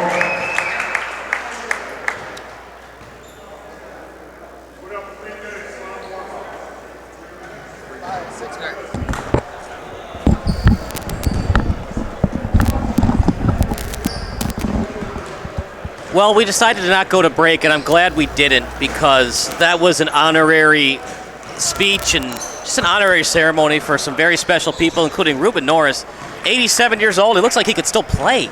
Yeah. 11th Hall of Fame induction as a referee, which is really incredible. That means you've gained a lot of respect. You've handled a lot of BS. I mean, we know what officials have to deal with, and the great ones know how to handle it with grace and class, and they know how to keep everybody calm, everybody happy, and they know how to relate to the coaches and communicate to the coaches, and they can handle stuff. And that was really impressive and fun to watch. And this second half should be pretty fun to watch, too, and our other two tournament games for today. Really an amazing event at the NHIBT. Big thank you to Eric Ratchey, our videographer. He's the real MVP, Yeah. as Kevin Durant would say. Well, he likes blinding me is what he likes to do, you know. Well, we got to see your beautiful face. You can't be in the dark. I know. It's been a while since I've done the TV light, and it's my eyes are. That pandemic, I was inside a lot, man. You know, the Call of Duty light late at night is not the same as the bright lights of Eric Ratchey's camera. You're that's for so sure. young. Call of Duty. Halo was my game. I played Halo 2 way back when. I was not as good as it as all my friends, and that's why it kind of fell away. See, I'm better at Halo because I like to kamikaze everything, you know, with the sword, and then I was really good at like the automatic rifle. You'd probably be the guy that hopped in the Banshee and just rammed into I was people. like the guy that would come from behind and sword you all the time, and then I would jump in the air, and then I would headshot you with the assault rifle, and then with the automatic rifle, I would kill you, you know, just jump up and shoot. That has nothing to do with basketball, but I thought I would just share it. Well, and how about Halo with that new show? I mean, is that something you're watching The on what? Hulu? The new Halo show? Wasn't the movie terrible? I don't know. I heard the show's all right, but I don't know. That's not my comment. But really, it's a great event, and I just want to talk about, you know, the idea of a community like this staying together through basketball. Really special stuff to hear. When you hear him talk about, hey, my dad got inducted in this Hall of Fame, and that's my family that's over there or in the stands, or they're going to play in this tournament, or hey, you guys that are down there on the court playing, you will be friends with the people you're playing with now for life until you're old like us. And I think that's what makes sports so special, is that it allows everybody to come together. And I think one of the biggest events for that we've seen is the World Cup. Right, all these cultures, all these people that come together to experience one sporting event, and that's what this. I mean, obviously, this is not the World Cup, but it's the NHIBT, and for this community and these people, it's their event every year that they get to gather and be proud to be Greek, and then that's really amazing to hear and a lot of fun to watch and a lot of fun to be a part of. Yeah, it's the National Hellenic Invitational Basketball Tournament. There's nothing like it, right? Yep. There's going to be other tournaments. There's a bunch of AAU tournaments, and they'll be honoring kids, and they'll be honoring adults. There's nothing like the NHIBT. It's a complete Greek tournament. It's one of a kind. Yep. And as they said, that Hellenic comes before the basketball, and I think that's an important note because it's about the culture and maintaining that community, which is so special and so rare. You know, there's so many people that feel like they don't have a community that they belong to, and whenever people are able to find that, it's a ton of fun. We're glad you're joining us here on Sports Broadcast Solutions, a part of our basketball community. We got our great crew doing a lot of great work, Kyle, and we've had a fun first half. A lot of scoring for Ypsilanti, not so much for Marrow, but they gave some great defensive effort. In terms of half two, it's going to be about how much does Ypsilanti spread out the scoring. Are they going to let Jimmy Sotos try to go for 30 in this one? For Ypsilanti, what they're going to do is they're going to force feed it to Sotos because they just want to end this right away. Get it to over 30 and see if you can do it without Jimmy, because this is a fun tournament. Yeah. We talked about it earlier. Nobody wants to watch Jimmy Sotos score 50 points on 90% shooting. Other than me. Other than you. Yes. But nobody likes you, so it doesn't matter. Well, yeah. And most people here can't even hear me talk, so they wouldn't even care my... So when it gets to over 30, they want to get that lead so they know they're going to win the championship, right? Then they want to feed Cladis. Then they want to feed his brother and Danny Sotos. By the way, Cladis having an excellent game, by the way. He's already got 11 points for Ypsilanti. Yep, 3 3-pointers for Cladis. He's been really hot. Really, it's been an impressive watch. They did not lie to us when they said, hey, this team's like the Yankees of this tournament. They've certainly played like prime, late 90s, early 2000s Yankees, which I think is the peak of their existence as a franchise, was heading into the turn of the century there in terms of the New York Yankees. I mean, I know Murderers Row's up there, but with the 90s and 2000s team, you had the history of Murderers Row backing up another dominant run. I think the 98 team, they won like 110 games. Yeah. Obviously, the 2001 Mariners team is probably the greatest team ever, but they lost in the ALCS to the Yankees. Yep. And actually, the Mariners, when they won 116 games in 2001, they tied the Cubs. Of all teams, the Cubs won 116 in 1906, and they lost the World Series to the White Sox in 1906. Yeah, and what's so interesting about that Mariners team is they dumped Ken Griffey Jr. before and that Randy run. Johnson. I mean, the fact that they had an exodus of talent and they're able to win 116 games gives me quite a bit of hope for the Cincinnati Reds, who are seemingly trying to not win games. Believe it or not, the Mariners at one time had A-Rod, Ken Griffey Jr., Edgar Martinez, and Randy Johnson on the same team. Jay Buhner still couldn't get it done. Yeah, but then 01 was Ichiro's rookie season, wasn't it? Yeah, and then Brett Boone hit like 40, 45 home runs. They had Mark McLemore playing every position on the field besides catcher. But the Mariners haven't made the postseason since 2001. That's right. So I hope they still enjoy those 116 wins. I hope they lasted them 20 years because they're the longest active postseason appearance drought in North American sports right now. They have never been to the World Series. The only team in MLB history, the current teams, to accomplish that dubious lack of feat. What a defensive play by Gatziolis, leads to a jam by Collis, and a lot like the first half to start the second for Ypsilanti. As C-3PO would say in Star Wars, here we go again, and that's kind of the feeling right now for AHEPA Marrow. Not the start they wanted. C-3PO, what a legendary character. And there's a three that goes for AHEPA Marrow. This first three for Yanakopoulos. Surprised they're not going with the press. I mean, the game's pretty much over, but you got to at least try your best to get some extra possessions. Yeah, if I'm Marrow, I'm more looking at the second half scoreboard, see if you can win that second half. Because that's quite an intimidating scoreboard, especially when Cladis knocks down his fourth three. It's a long road back, 31 points now. Wow. Just wow. Sotos, by the way, only has 15 points. It feels like he's got 25. Well, they did a good job. He got involved early, but they made sure that they got everybody hot shooting. I mean, and they played such great defense today, active hands. They've been the more, look at that, Callis jumping a passing lane. Brilliant. Ypsilanti dominating the floor right now. Claudius wants his 5th three. No. And heading the other way, Marrow. Yeah, probably if the score was closer, he would have driven that in, but up by so much, you shoot the three, you've been feeling it, you're in a rhythm, why not? And I think that this tournament here, the National Atlantic Invitational Basketball Tournament, obviously everybody here, or most everybody here, Americans, not European players, more European culture. But I think that the European culture tied to basketball, we've seen its growth exponentially in the NBA, and I think it's bleeding down to where, I mean, in the 90s, what player did people from Europe have to look to as a role model in the NBA, as Pergolo can't knock down the 16-footer? Drazen Pekovic. Pekovic, I mean, Kukoc, if you want to do it. It wasn't really anybody. And that's really changed to where there's a world that exists that we could have the 2 best players on the 2 teams that make the finals being European. Who's the guy that just got traded to the Kings? The center? Boban? Did he? I don't know. The European guy. He played on the Pacers, and he just got traded to the Kings. Sabonis. His dad, if he had stayed healthy. Yeah, he would have been really good. He also came to the NBA late. But yeah, now, it was low in European players. Now 2 of the top 5 players in the league are European. One of them is Greek, Giannis Antetokounmpo. 3 of the top 5, if you want to include Nikola Jokic. So you have the majority of the elite players in the league right now from Europe. As that 3 misses. Yeah, that's not the shot you want, regardless of how much you're down. I know you want to shoot quick, score, and go into your full court press, but you still got to have some efficient shots, but you got to kind of count in your head, right? There's no shot clock. You're down by this many points, over 30 now. You have to think, okay, we want to shoot within 10 to 15 seconds and then go to our press. If it's after the 10 to 15, we're going to have to shoot a contested shot. That was early on in their possession, 5-8 seconds, one more pass than a shot. Sotos will pull a 3 off a screen. Oh, it looked good. Jimmy Sotos still to knock down a 3-pointer. You ever been to Europe, Kyle? I've been to Britain. I haven't Britain. As Sotos from behind picked a pocket. 3-on-2 now for Ypsilanti.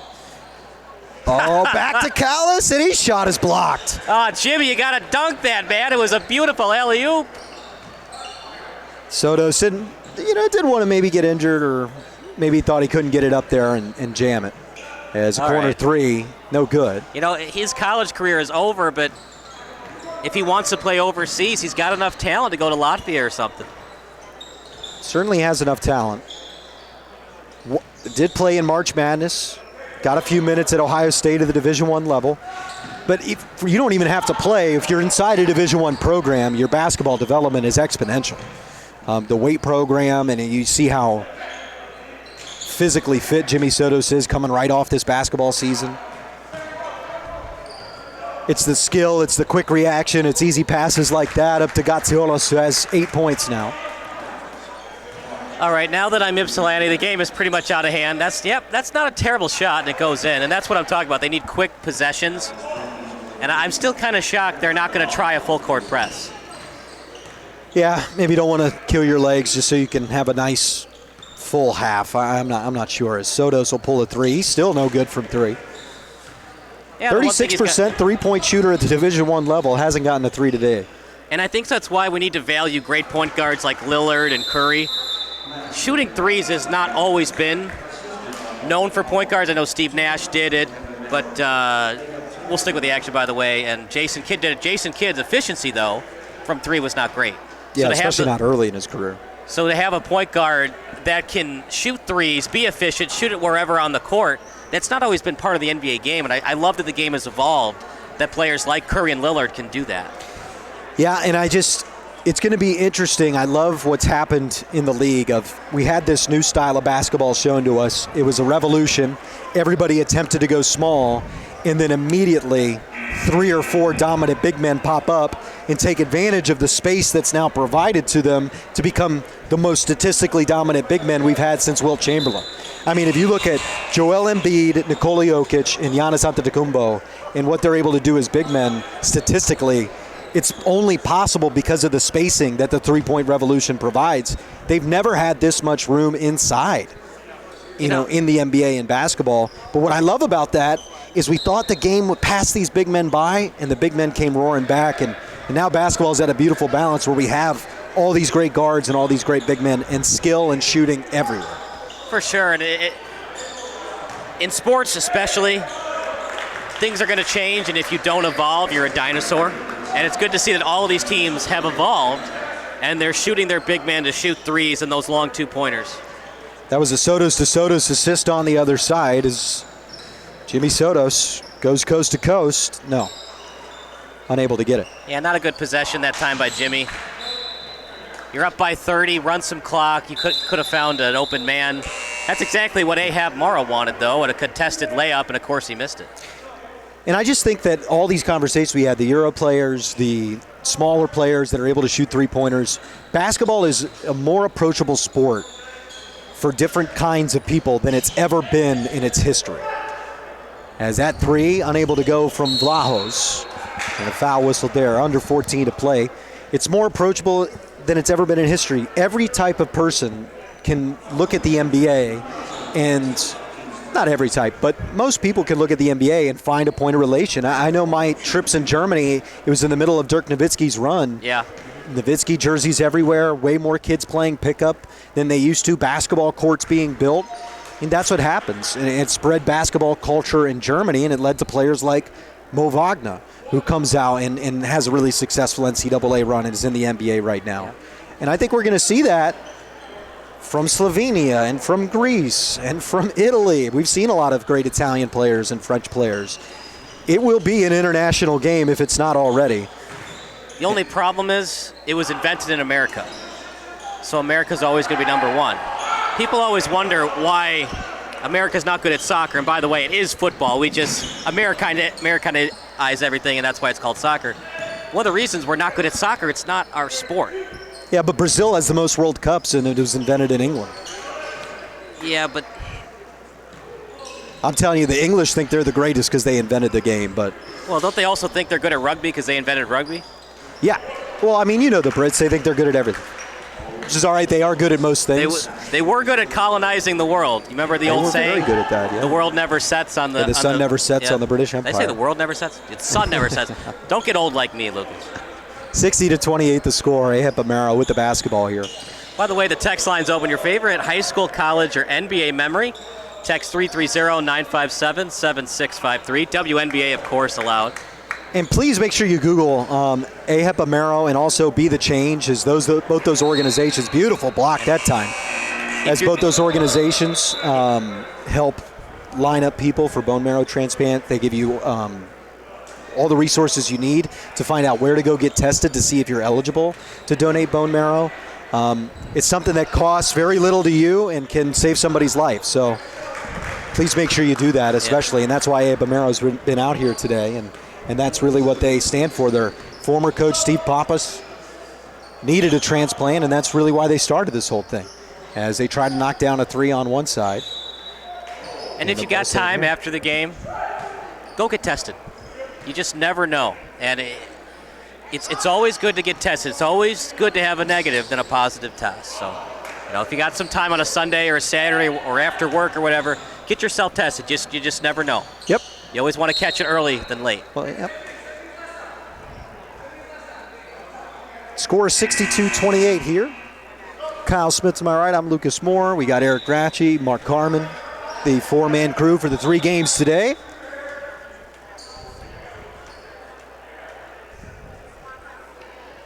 Just not the game that AHEPA Marrow and their fan base wanted, but when you can't shoot threes and you're going up against the monster that is Jimmy Sotos, this is what's going to happen most of the time. And that one basket's good. Kyle, I keep gravitating back to this Euro conversation because, we had conversations with Eric Gracci. He's got family from Norway. I think there's a lot of room for the game to grow with these Euro players. I think Americans, we've had a lot of great players. So I think for the next 10 years, I don't see an American being the best player in the sport. Well, Jokic is the best player right now.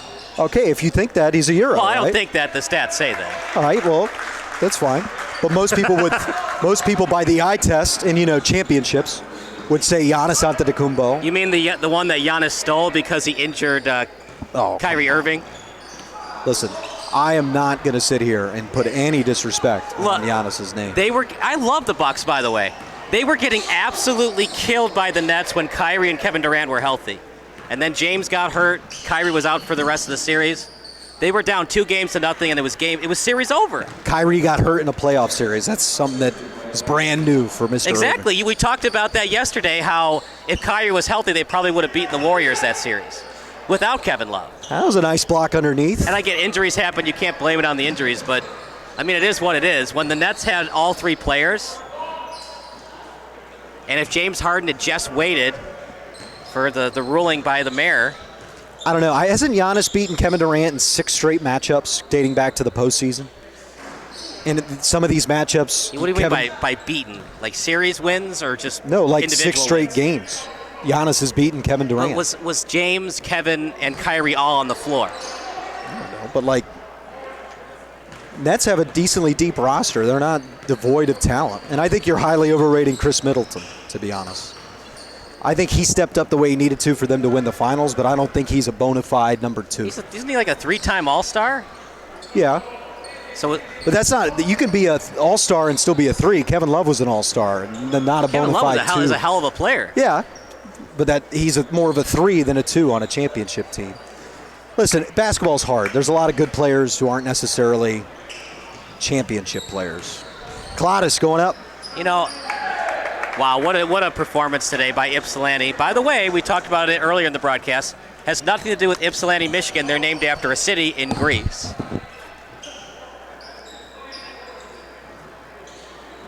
Sotos, long pass to his brother, Danny Sotos. Shot blocked. Great block. Are you kidding me? Lesh went up there. Most impressive block we've seen in this game today. Yeah, you're not going to get the mercy of the refs when you're up by 38 points. He's like, I want a foul. No, not going to happen. No. You got to get that ball in the hoop the old-fashioned way, dunk it through his hands. Or you got to fall down very hard, and then they might blow the whistle. Not in a friendly tournament when the other team's up 38 points. You're not going to get the benefit of the call there. So, Kyle, what point does American basketball panic, though? If it's 10 straight years with a Euro winning the title? You mean the MVP? No, the title. Like being the best player on the championship team, which is truly the king of the NBA. I mean, that's why Michael Jordan's the GOAT. Well, LeBron James is the GOAT, first of all. I meant more of consensus voted on. 60% of the country thinks Michael Jordan. Nobody goes to basketballreference.com. That's why they say that Michael Jordan's the best. If they went to basketballreference.com like you should, Jokic would always be the MVP, and LeBron is the greatest of all time. It's simply a fact. I love Basketball Reference, and I love analytics, and I love stats. I think there's a balance to be had. I got to send you these videos from my favorite YouTuber. And he talks about how, and by the way, I'm a huge Bulls fan, but... Well, that's a team full of stat guys that aren't ever going to win championships, so... The old Bulls. Oh, the old Bulls. Where they stole Dennis Rodman away from the Spurs. Yeah. And the Timberwolves, the old Hornets that became the Bobcats, and they're the Hornets again, were expansion franchises. LeBron never had to deal with expansion franchises. He had to deal with the greatest roster ever assembled. Yep. Curry. Listen, I agree with you, man. I'm a LeBron is the GOAT guy. I'm just saying what the consensus is. Well, I mean, nobody knows because they refuse to use facts. But honestly, it depends what argument you're going to make. So if you want to do the championships thing, Michael Jordan isn't the GOAT. If we're going to do the Kareem championships Abdul-Jabbar. thing, Bill Russell's the greatest, Robert Horry's the second greatest. If you want to do individual achievement, it's Kareem. In terms of MVP, scoring titles. If you want to go with stats, Wilt Chamberlain's the greatest. You got to have a championship. Well, he won a couple. He lost to Bill Russell like 8 times. He won it with the Sixers, yeah. The worst with Wilt Chamberlain is when it was the Willis Reed game, and Wilt was fully healthy, and Willis Reed was maybe 50%. And Wilt just did not dominate Willis Reed like he should have. And that really hurt his legacy as the greatest of all time. Really gave Willis Reed a boost in terms of legacy. For sure. And Willis Reed would have gone to the Hall of Fame without that classic appearance in the finals. But helps the legacy, though. But I just think that with the growth of the game and the European development of it, and I think that their athletic development over there, what a beautiful move. Danny Santos couldn't get it to go, but a great spin. You know, you brought up the greatest of all time. And Fangraphs and BaseballReference.com would say Mike Trout is by far the greatest of all time. But that's another thing where people will say, oh, yeah, it's Babe Ruth. Oh, yeah, it's Hank Aaron. Or, yeah, Barry Bonds even with steroids.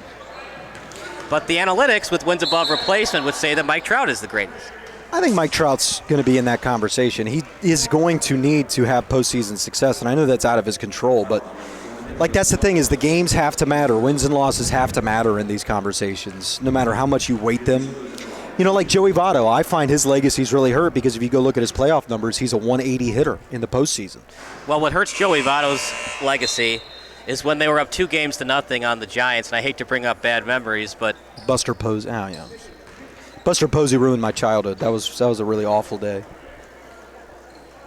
But, dude, I don't care. The Cincinnati Bengals broke the Cincinnati playoff curse in a fantastic way.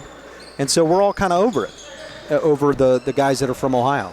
They had that Super Bowl in the bag, and the officials got that wrong. It should have been defensive. No, it wasn't. They called defensive holding. It should not have been defensive holding against the Bengals. Yeah, that one was tough to swallow. Cloud is for 3. Yes, got it. Huge output from Ypsilanti. They're at 77. A 38-point lead right now. They've been hanging between 30 and 40 for this entire half. This is just an absolute domination by Ypsilanti. I just think, Kyle, we're in a world where there's going to be a serious conversation as that's a beautiful dish, a foul, and a finish, and heading to the free throw line, Sprigolo. And it kind of started a little bit with the Olympic performance from the U.S. men's national team. As a timeout on the floor, let's go ahead and keep it here. I want to explore this conversation, Kyle. Okay, yeah. That conversation started with the U.S. men not doing too well in the Olympics, right? Yep. And so you have this idea out there that America's falling behind in its basketball development, and this idea that AAU's really harming it.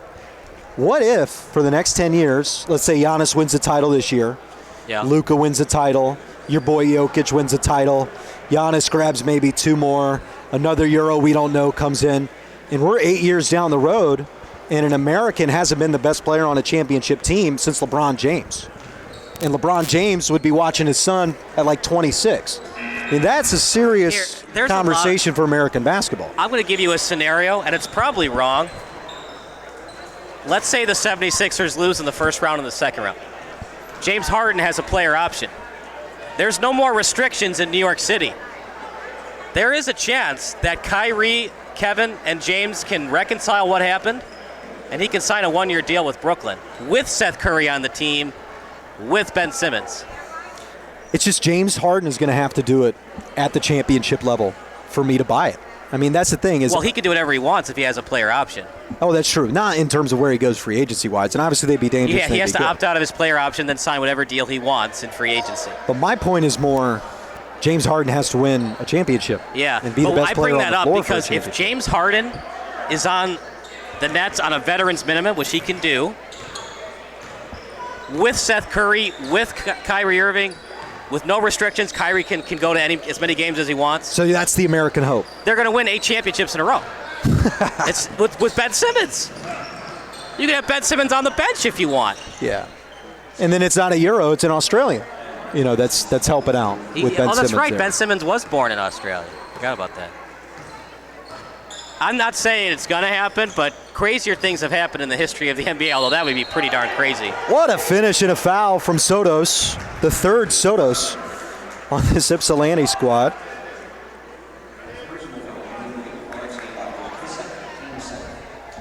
They'll head to the free throw line. 79-44 the score, about 2 minutes to play here. Yeah, Jimmy is going to take a well-deserved seat. I think we might have Claudius in the post-game show, though. We had Jimmy in the pregame, and Claudius was excellent today.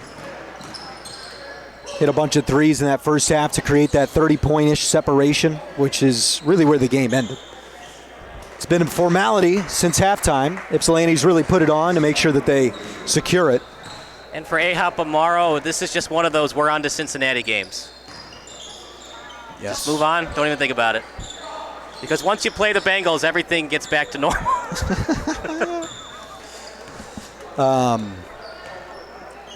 That three pulled. Sotos, yes, got it to go. Danny Sotos. Was that a legal dribble, by the way? I thought he crossed it with the hands. I think they're letting it go. You might have seen it correct, but Okay. I think 82-46, under 2 to play. I don't know if I have 20/20 vision anymore, but I think I saw that. Prift is short. And this one rolling to the end. Ypsilanti, the New York Yankees of the NHIBT, will win another championship in the men's division. So they were the anti-Yankees. They actually didn't choke down the stretch. They used their talent advantage and made sure to use it and actually grab themselves a win. I don't think Ypsilanti's got the payroll of the Yankees, though. And if they do, I need to meet some of these guys. Maybe we got dinner or something like that. But I don't think their payroll is up to that point. They're just going to call it. Yep, 82-48 is the final. Ypsilanti victorious. They're going to get themselves a championship, as that's the final, a blowout.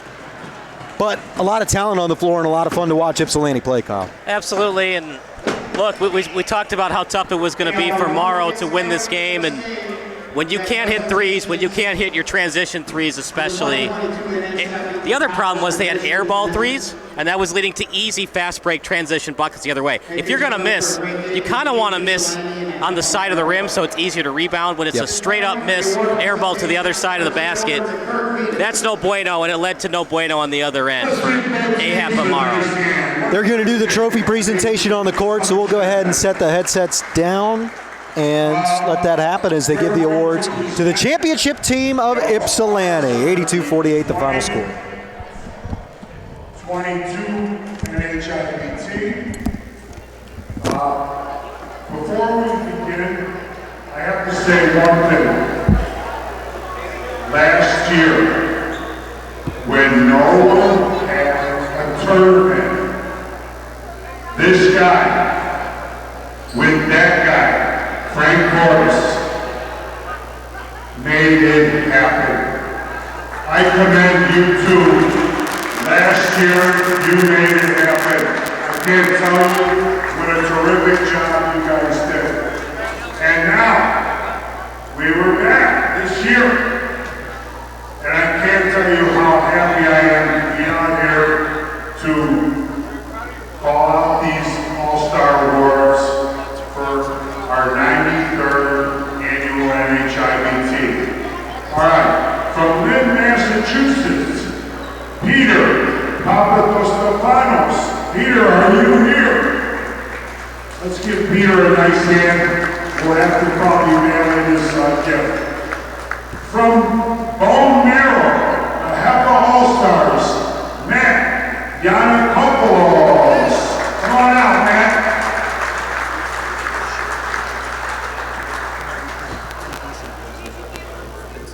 From Papa Flessas, Dan Bowe.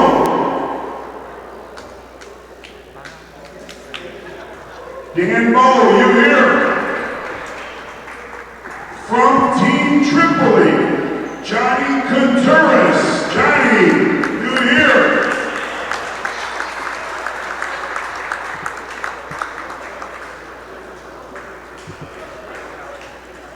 From Ypsilanti, Danny Sotos.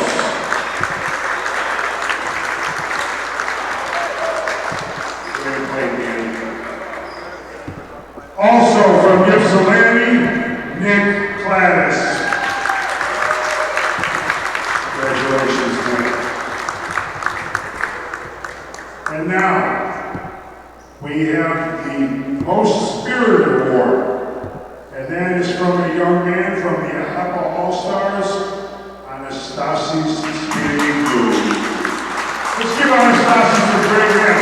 First time playing our tournament from Greece. Hopefully we'll see him some more.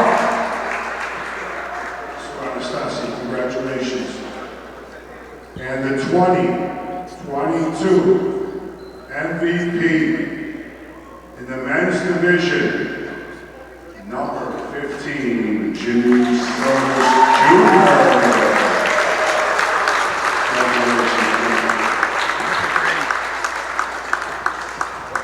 And here to present the team trophies, Dean Manassas.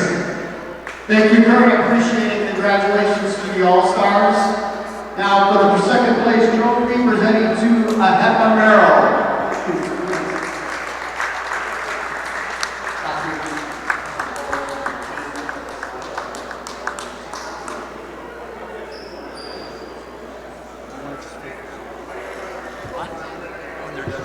And then for the championship, for the 2022 NHIBT men's division, Ypsilanti.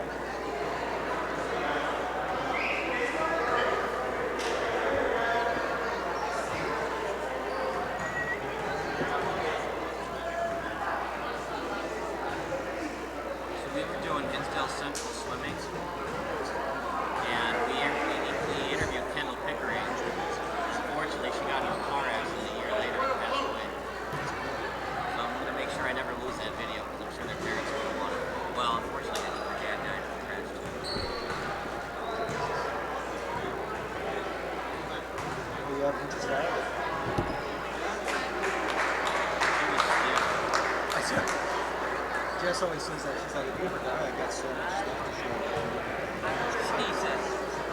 And I'm like, yeah, you know what? I'm waiting about the fingers. Don't die yet. I gotta get your life insurance policy. Whatever. Hey, Kyle. Kyle, can we go into break or anything? Yeah, we'll go to break right now. Am I going to stop rolling? Yeah.